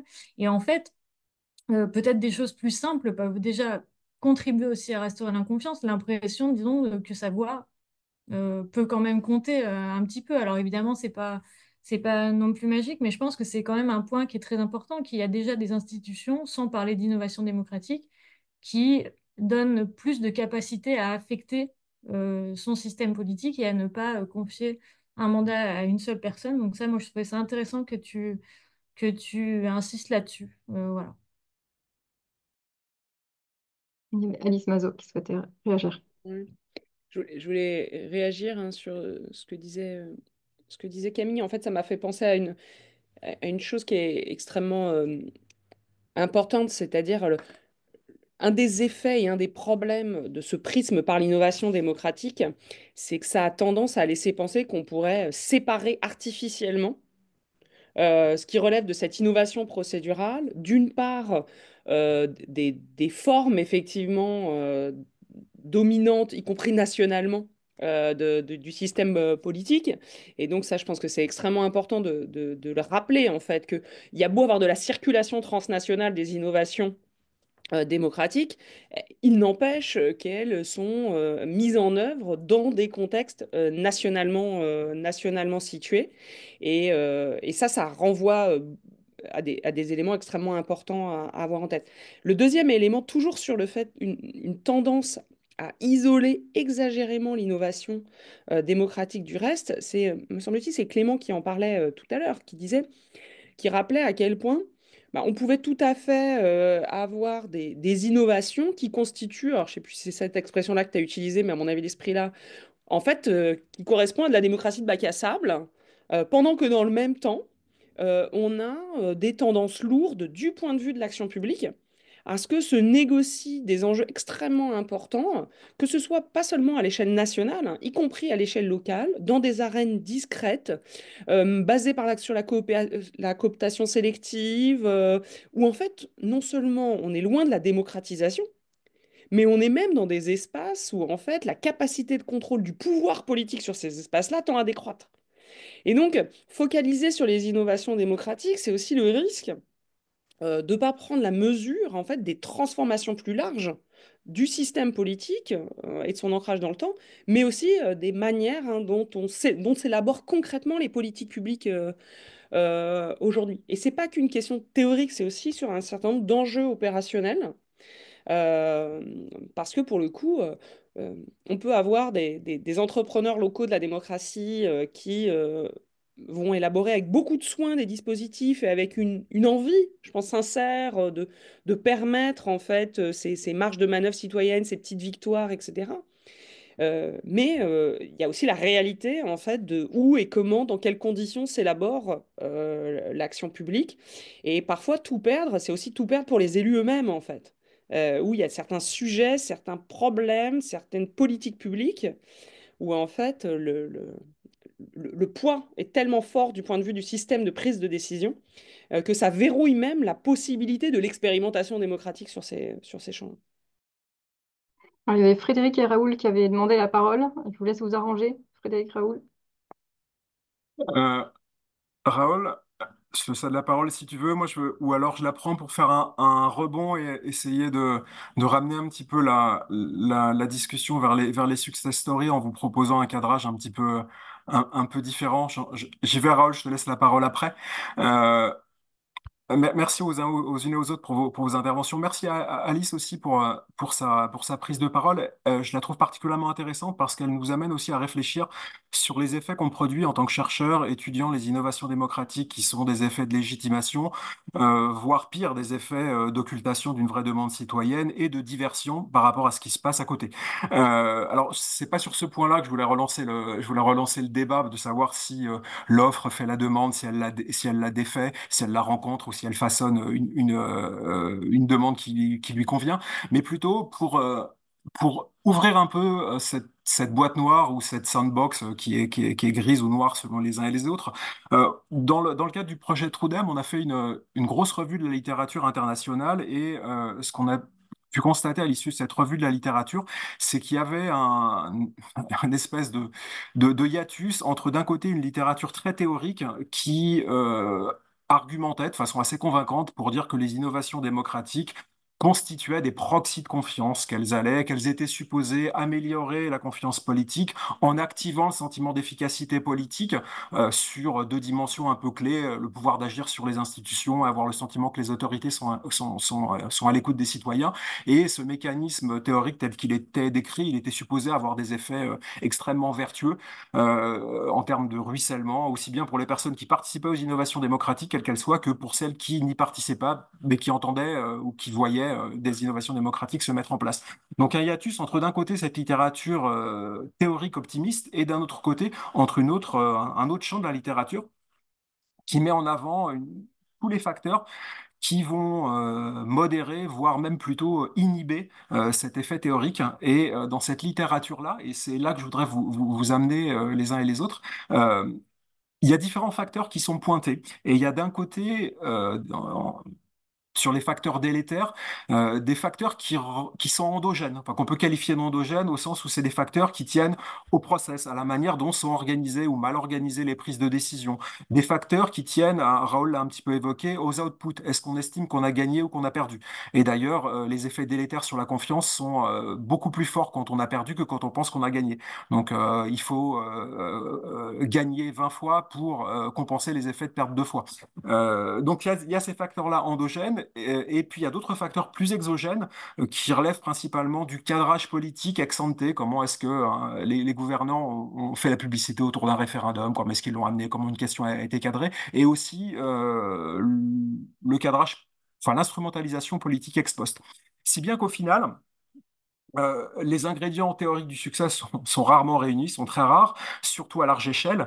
Et ce qui amène un peu à la question, et c'est là le cadrage un peu renversé que je voulais vous proposer, non pas de raisonner en termes de success story, mais plutôt raisonner en termes d'anti-success story, ou plutôt de vous inviter à réagir sur qu'est-ce qu'il faut pas faire en fait, et quels sont les ingrédients du downfall plutôt que du success à éviter parmi tous ces ingrédients et tous ces effets délétères que vous avez pu constater ou que la littérature a pu aussi mettre en évidence.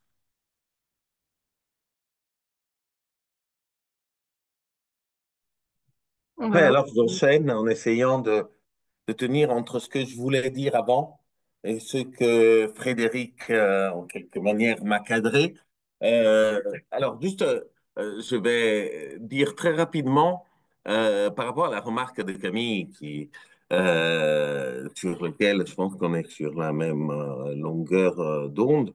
Euh, En fait, les problèmes, alors, au début, quand je me suis mis à faire, à écrire et à présenter les choses sur la démocratie directe a été rangée dans les innovations démocratiques. Donc, au début, je me marrais. Je dis, elle a été inventée et se pratique depuis le 19e siècle. C'est pas très innovant. Mais pour autant, je me marrais tout seul parce que systématiquement, elle est dans l'innovation démocratique. Alors, du coup, j'ai fait le chemin inverse. Je me suis dit, bon, bah, OK, alors admettons que c'est dans les innovations démocratiques. Donc, qu'est-ce que c'est à ce moment-là une innovation démocratique qui fonctionne? Et parce que la démocratie directe se situe effectivement exactement comparable au parlementarisme, au présidentialisme, à ce niveau-là, et non pas au niveau de budget participatif. On est sur un autre niveau, non? Même si elle est rangée justement à côté des autres. Donc, qu'est-ce que ça change? Et en quoi les deux dimensions sont différentes? Et je voudrais prendre un exemple, parce que sur le niveau local, un contre-exemple, voilà, en obéissant à Frédéric, mais aussi que Camille, notre présidente Morio, connaît très bien, puisqu'on a travaillé ensemble sur les dispositifs d'interpellation citoyenne à Grenoble. Euh, donc, moi, ce que j'ai pu voir, c'est pas seulement une question de volonté des élus. On a un fonctionnement en France de comment les décisions sont prises au niveau local. Il est écrit dans la Constitution, ce fonctionnement. Donc, et dans la Constitution, il n'y a pas écrit budget participatif. Bon, il y a expérimentation, mais c'est pas précisé. Mais il y a le fonctionnement en lui-même, c'est-à-dire que les communes s'administrent librement par des conseils élus. Ben, c'est dans notre Constitution. Donc, si une commune voulait changer, voulait dire non, moi, je fais plus comme ça. C'est pas par un conseil élu, etc. Elle n'a pas le droit. C'est-à-dire qu'on est en train de expérimenter des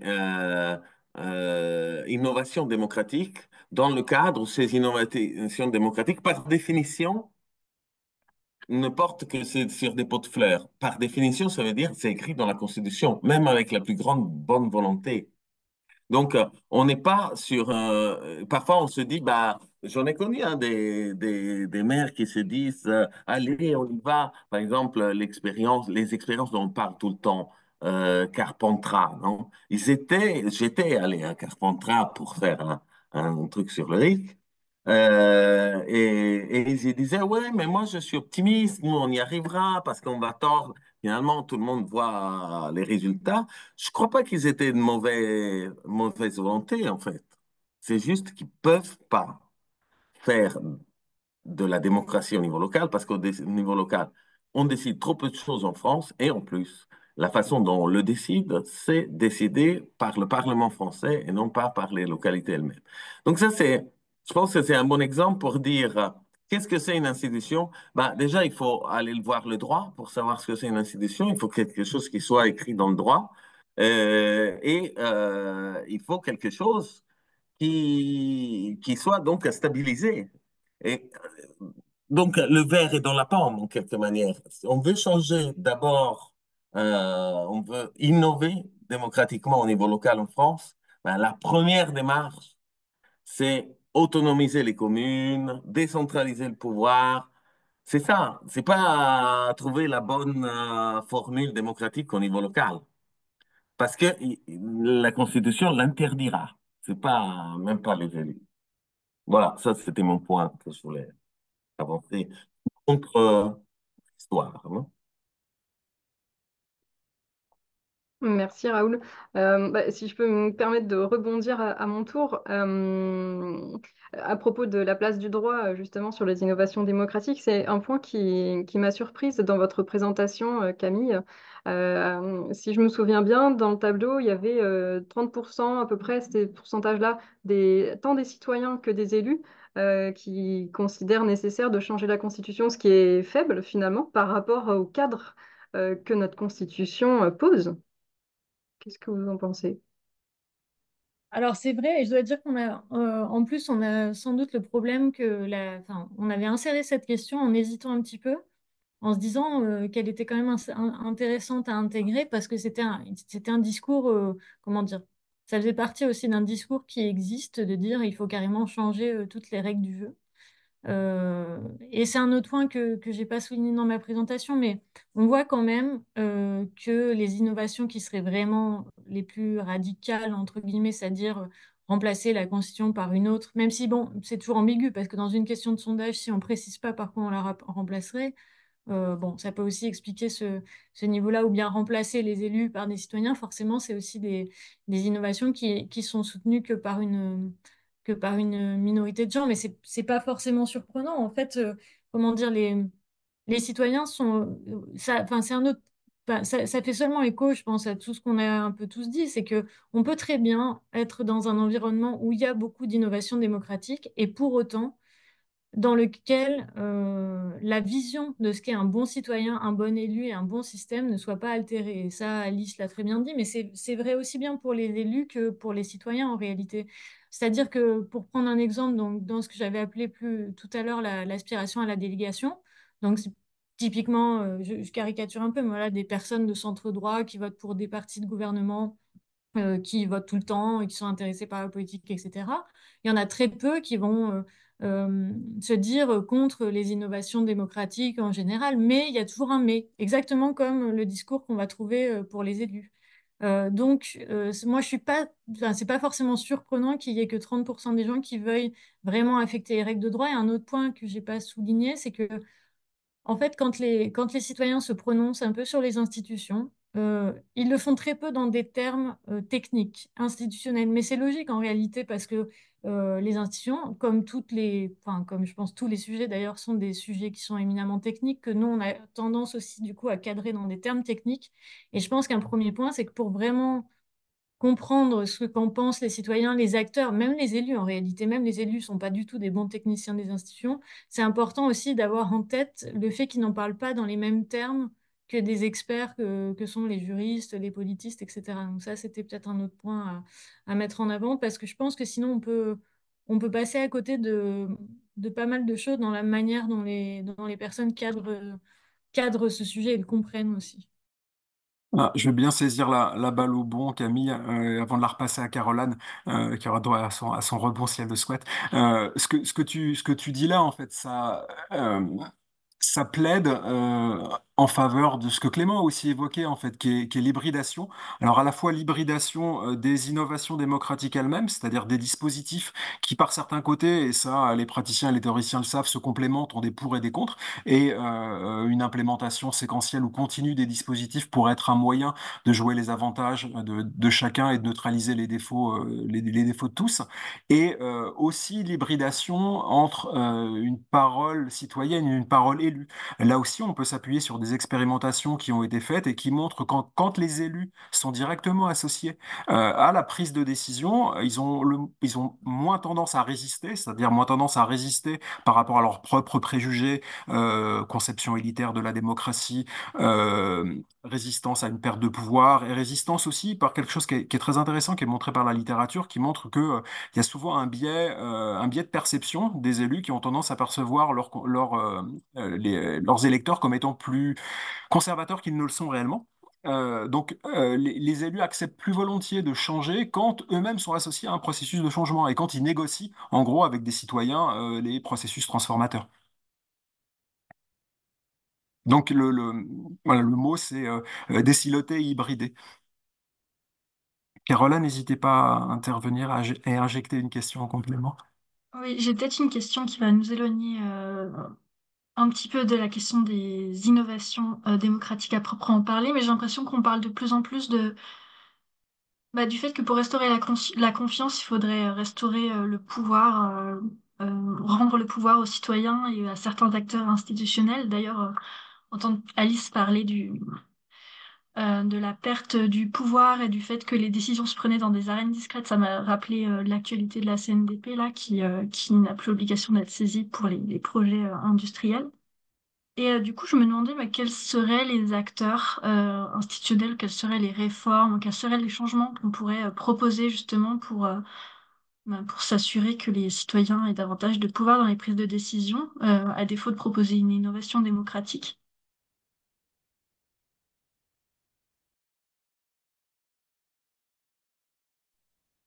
C'est-à-dire sans innovation démocratique. Comment faire pour que les citoyens aient plus de pouvoir sans changer les règles du jeu?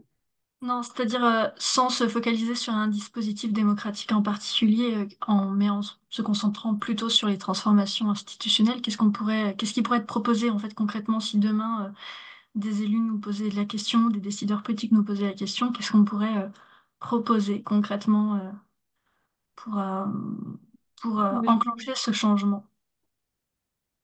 moi, je veux bien juste rebondir parce que ça fait le lien avec ce qu'a dit Frédéric.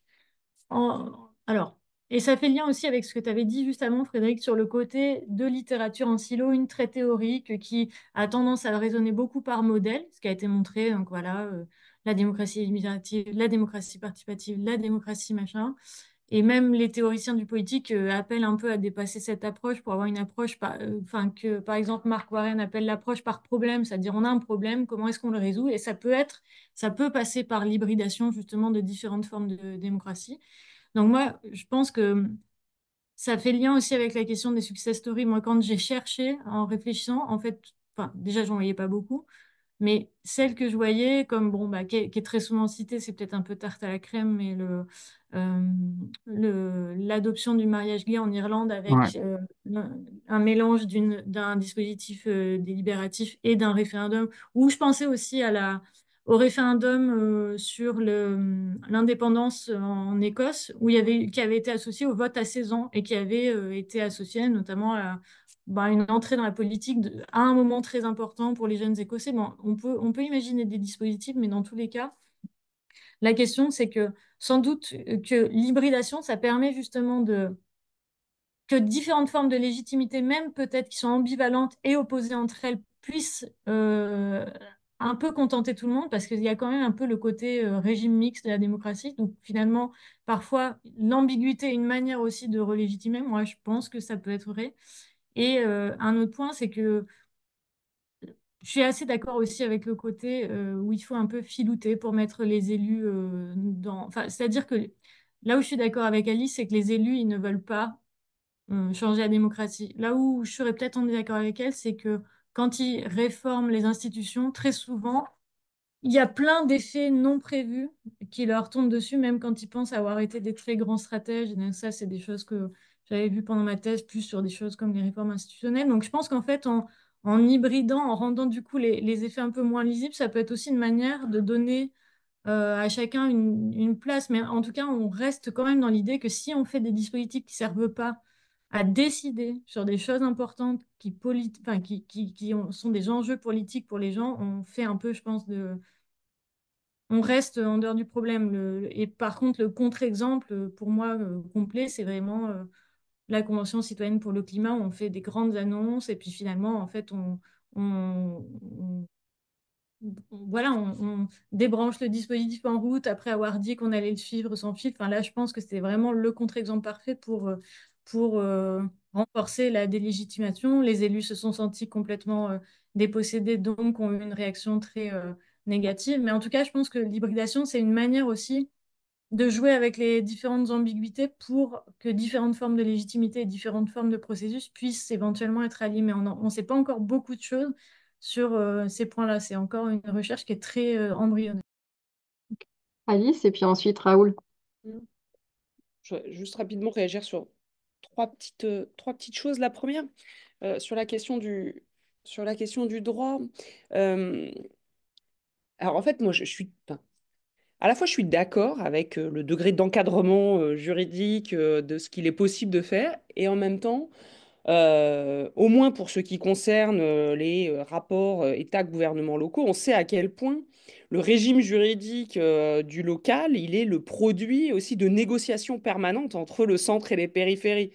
Et donc, je trouve que le côté qui consiste à dire, bah, c'est voilà ce que l'État dit, ce qu'il est possible de faire et ce que peuvent faire les gouvernements locaux, c'est vrai, mais c'est aussi ce qu'ont voulu négocier, réclamer. Voilà, donc c'est juste, je serais un peu moins affirmative sur le côté purement descendant. En revanche, sur la question juridique, ce qui est effectivement intéressant, c'est qu'il y a plein de domaines dans lesquels l'État se désintéresse très largement de ce que font les collectivités territoriales. C'est-à-dire qu'il y a plein de domaines dans lesquels l'application, pour le moins approximative de la règle de droit, n'intéresse pas particulièrement l'État. Et c'est pour ça que c'est intéressant que précisément dans le cas de Grenoble et de Poitiers, il y ait eu un déféré préfectoral sur la question de la votation citoyenne. Ça montre bien que sur tout un tas de domaines, c'est pas très grave, des déférés préfectoraux, il n'y en a pas tous les matins.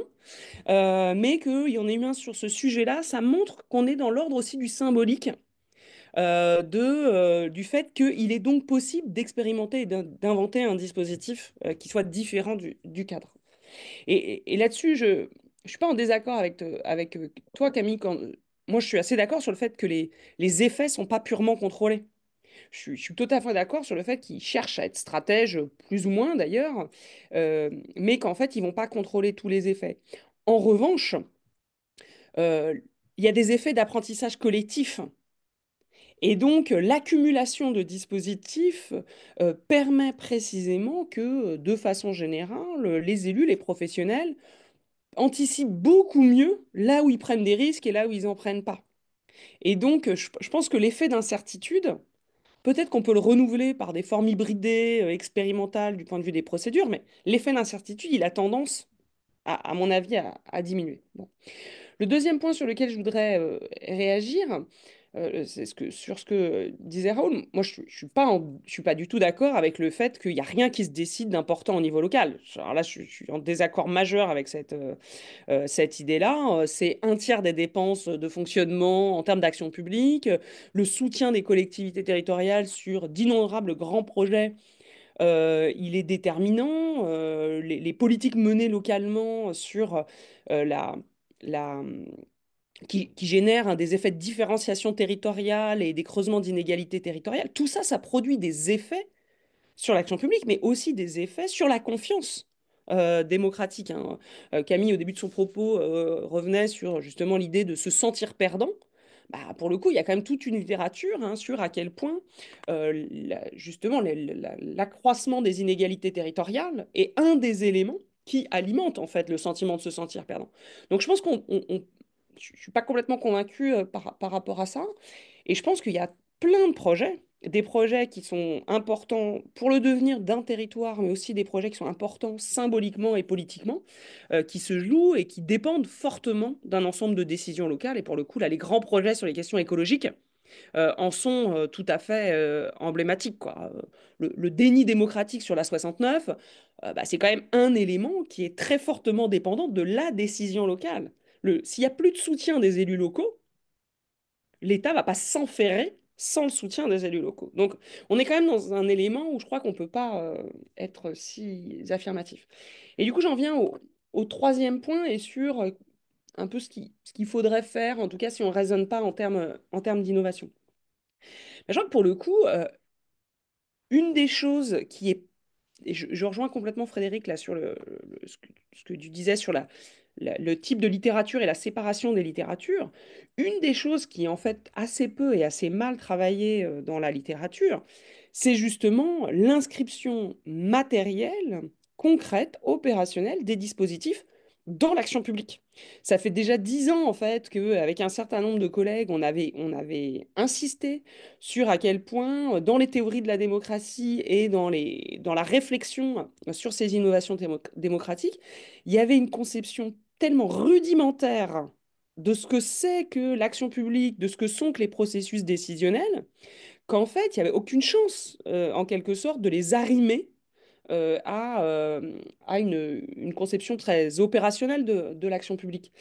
Et donc, je pense que pour le coup, ça- on ne peut plus faire l'impasse aujourd'hui sur une réflexion à la fois scientifique mais aussi opérationnelle de comment se prennent concrètement les décisions, dans quels espaces, selon quelles modalités, avec qui, etc., pour essayer de réfléchir non pas à inventer des dispositifs participatifs qui viendraient s'arrimer à un fonctionnement idéalisé de la chaîne décisionnelle, mais réfléchir à des formes de participation qui s'arriment aux espaces décisionnels tels qu'ils sont et tels qu'ils fonctionnent. Et donc ça me semble un élément important. C'est pas qu'une question au niveau local, parce que je rebondis sur l'exemple de la Convention citoyenne que rappelait Camille. Moi, ce qui m'avait frappé sur la Convention citoyenne, c'est pas seulement le degré d'instrumentalisation et presque de malhonnêteté à l'égard du dispositif, c'est le degré d'impréparation sur ce qui allait se passer après la Convention citoyenne. C'est-à-dire que c'était quand même assez fascinant de voir comment autant d'énergie avait pu être mise sur l'organisation du dispositif et aussi peu d'énergie sur qu'est-ce qu'on faisait une fois, quand bien même, que le président aurait décidé ce qu'il allait devenir, quoi. Et ça, je pense que c'est vraiment un élément euh, important, important à réfléchir, quoi. Voilà. Merci Alice. Raoul, une intervention et après on verra soit vous souhaitez ajouter un dernier mot, soit on peut prendre quelques questions du public. Raoul. Alors, juste, il y a effectivement un super désaccord, mais ça, on n'aura pas le temps de faire une belle discussion sur savoir si les communes en France ont du pouvoir ou non. Mais un jour, Alice, ça vaut la peine d'être tenu, ce type de débat.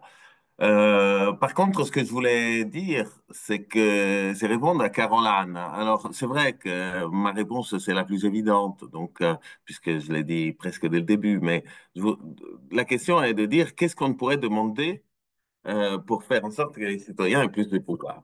Donc, est-ce que, et accessoirement avec l'accent de Frédéric sur l'hybridation.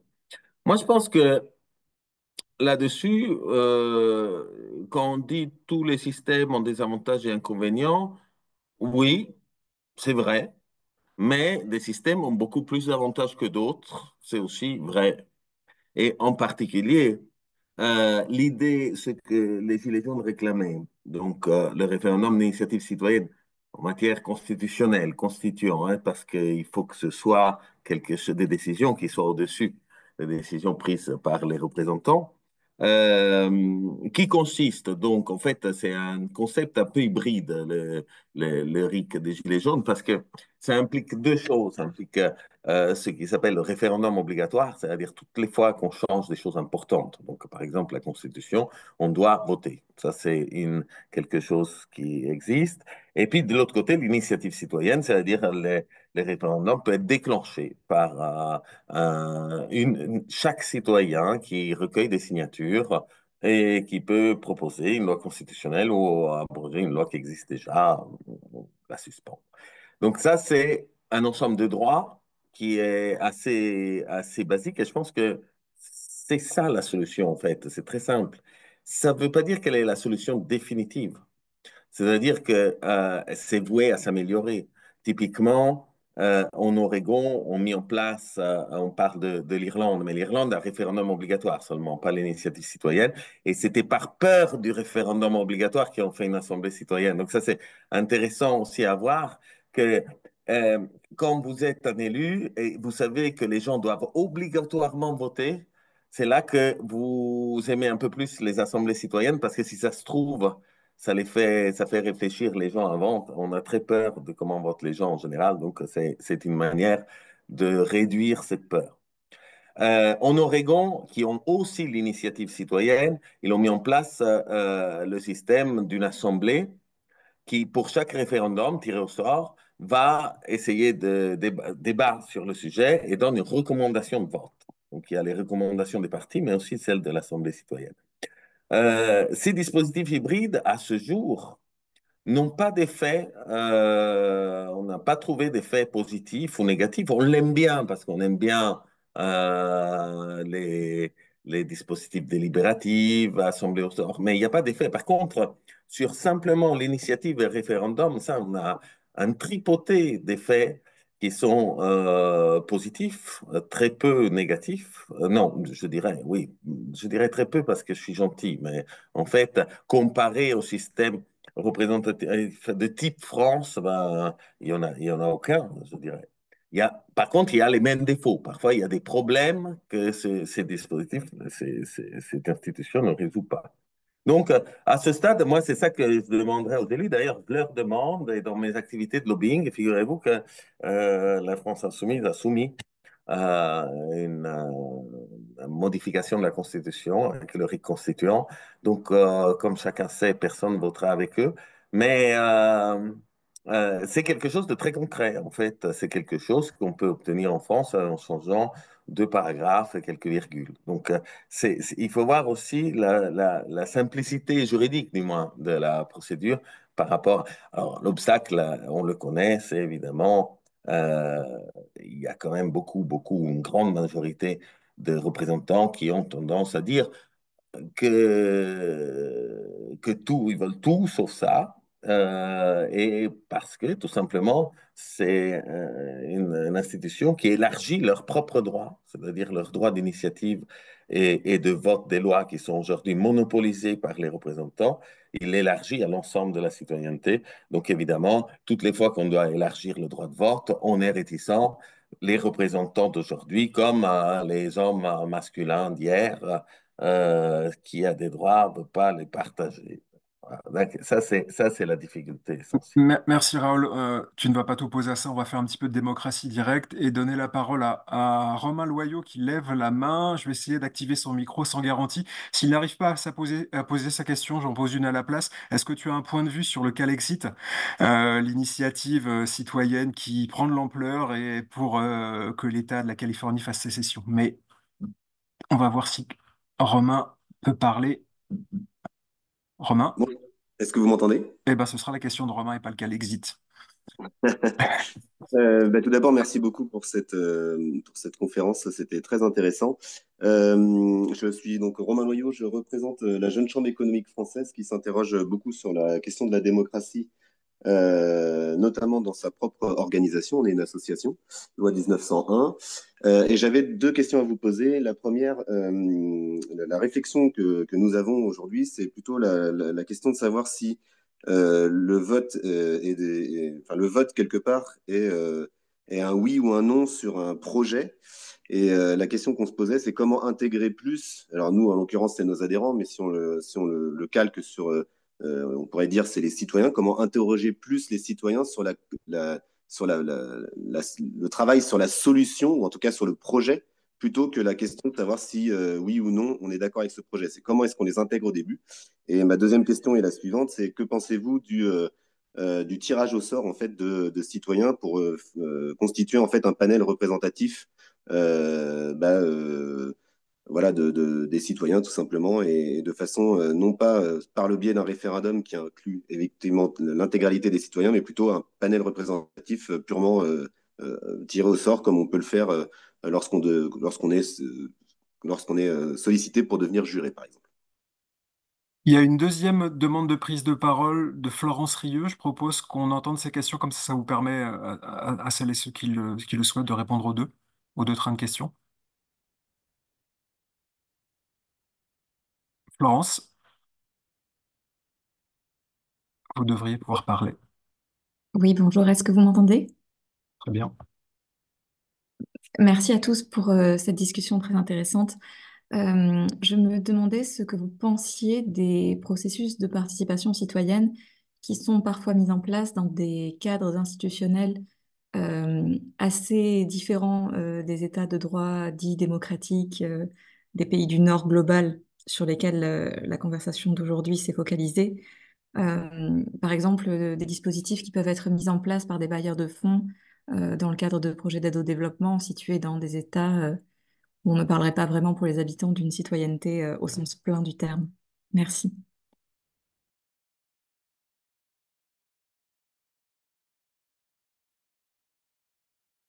Alors, On qui réagit. souhaite réagir?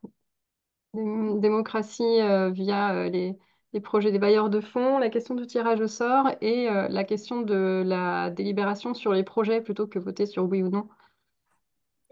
Sur la troisième, peut-être. Oui, vas-y.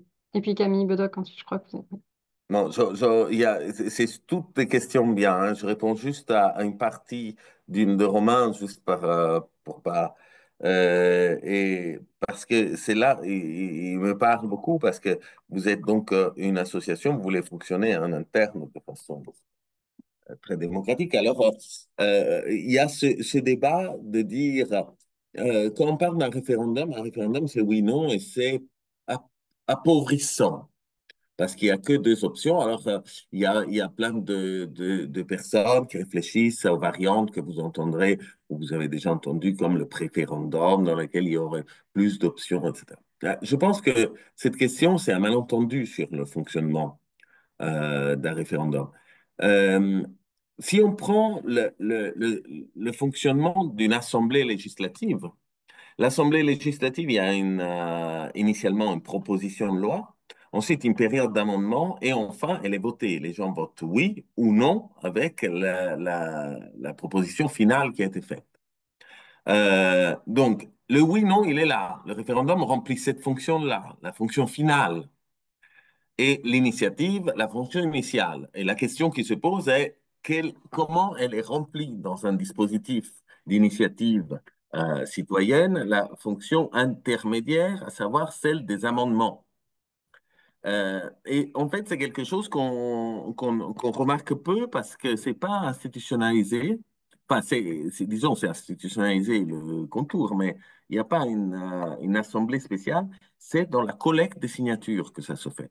Donc, si vous essayez, par exemple, Romain, dans votre association, de dire, pour qu'on puisse voter sur une proposition, il faut le soutien. Alors, je ne sais pas combien vous êtes, mais plus c'est petit, plus le pourcentage qu'on peut attendre, c'est élevé. Il faut le soutien, mettons, de 20% des membres de l'association.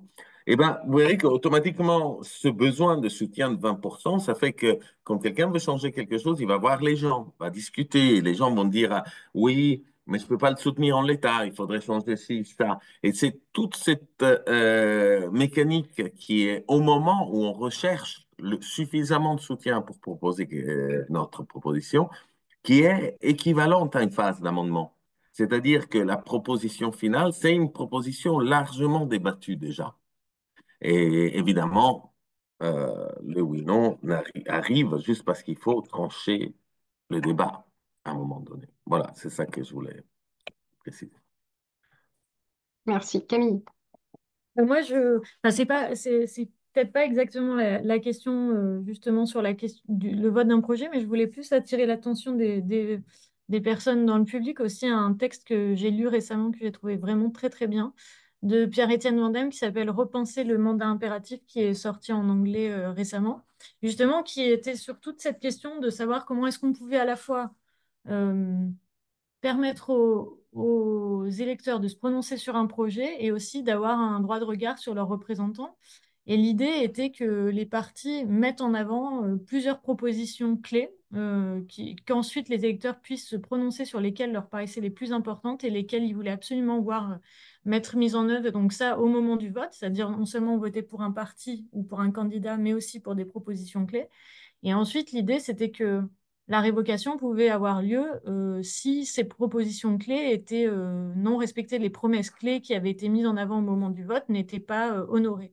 Donc c'était une manière de combiner en fait le fait de laisser non seulement les électeurs se prononcer sur des éléments de projet, mais aussi sur de pouvoir contrôler les représentants. Et moi, je trouvais ça bon, très intéressant. C'est juste une proposition qu'il a complètement imaginée. Donc lui, il fait de la philosophie normative, donc c'est pas empirique, mais c'est quand même très intéressant parce qu'il a un intérêt pour les questions normatives. Et après, sur la question de la participation citoyenne enfin, dans les contextes autocratiques ou dans les contextes des bailleurs de fonds, disons dans des contextes qui ne sont pas démocratiques, je pense que pour, pour moi, il n'y a pas forcément une différence fondamentale dans le sens où je pense qu'on peut se poser exactement les mêmes questions, à savoir, est-ce que ça sert à décider ou juste à légitimer? Comment est-ce que c'est arrimé à comme l'argument d'Alice, quoi, comment est-ce que c'est arrimé à l'action publique? Qui sont les acteurs et qui sont les parties prenantes? Qui a décidé? En fait, je ne suis pas sûre que ça pose des questions différentes. Simplement, on part pas du même contexte institutionnel et d'un contexte institutionnel qui peut être plus autoritaire. Mais je suis d'ailleurs, c'est quand même assez frappant de voir que les travaux qui portent sur, par exemple, la démocratie délibérative dans les autocraties, on trouve des résultats qui sont de manière troublante assez similaires à des résultats qu'on peut trouver dans des contextes démocratiques, c'est-à-dire bah, des processus un peu vidés de leur substance, contrôlés, etc. Donc moi, je pense que de la même manière qu'il faut étudier les régimes politiques, pas en postulant qu'il y a enfin, évidemment, il y a une différence, mais ça ne veut pas dire que les dynamiques qui les structurent sont fondamentalement distinctes. Donc moi, je pense que c'est la même chose. Voilà. Enfin, la même chose. Disons qu'on peut utiliser les mêmes outils pour les étudier, plus exactement.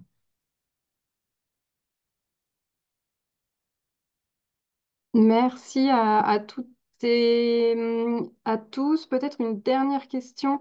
Caroline, tu souhaitais interroger Clément Mabi. Voilà, la dernière question, puis ensuite Frédéric fera un petit mot de la fin pour conclure. Une question rapide pour Clément, juste pour savoir si tu pouvais revenir rapidement sur les success stories que tu as évoquées et je sais pas, les recommandations clés ou les leçons clés qu'on devrait en tirer et qui pourraient nous inspirer pour le programme Trudem. Merci. Oui, alors on peut revenir là-dessus, même si je voudrais pas, là, un peu au moment de la conclusion, remettre une pièce trop longue dans la machine, hein. Euh, Moi, ce que je vois de ma fenêtre, peut-être pour aller directement sur les recommandations, et qui vont dans le sens des innovations dont on a parlé, des discussions qu'on a eues, c'est l'importance en fait de mettre les outils qu'on prend à la fois au service du projet politique, évidemment, et aussi en fait d'embarquer dans cette dynamique les représentations et les croyances que ça porte. C'est-à-dire que le fait de faire appel à des technologies numériques, ça ouvre un certain nombre d'imaginaires, de possibles, qui jouent autant un rôle symbolique que ce qu'ils parviennent à faire concrètement. Mais voilà, après, je pense que on arrive un peu au terme de la discussion, donc je ne vais pas rouvrir trop de possibles de discussion. Merci. Merci beaucoup, Clément. Frédéric, est-ce que tu souhaites dire le mot de la fin? Voilà. Remercier tout le monde. On arrive à la fin de ce webinaire. Bon, j'ai déjà trop causé, je laisse volontiers toi et ou Caroline le mot de la fin, si vous voulez rajouter quelque chose. Conclure tout simplement. Caroline, tu veux intervenir? Ok, bon. Alors, à mon tour, de vous remercier toutes et tous, chers panélistes et chers spectateurs, spectatrices. Le webinaire est enregistré. On espère pouvoir le mettre à disposition si on obtient les autorisations et les retours de tout le monde. De toute manière, ces travaux-là feront l'objet euh, d'une valorisation puisque le but, c'est d'enrichir notre réponse dans le cadre du projet Trudem. Euh, Devrait suivre normalement un autre webinaire. Il faut suivre un petit peu notre actualité sur les réseaux sociaux. On essaiera de parler aussi avec des professionnels, hein, comme l'annonçait Clément Mabi tout à l'heure, des acteurs de terrain. En tout cas, merci beaucoup pour ce premier temps académique, scientifique, qui a permis de poser le cadre et de rappeler certaines notions fondamentales. On espère que ça vous aura plu les uns les autres et à une prochaine fois, j'espère très bientôt.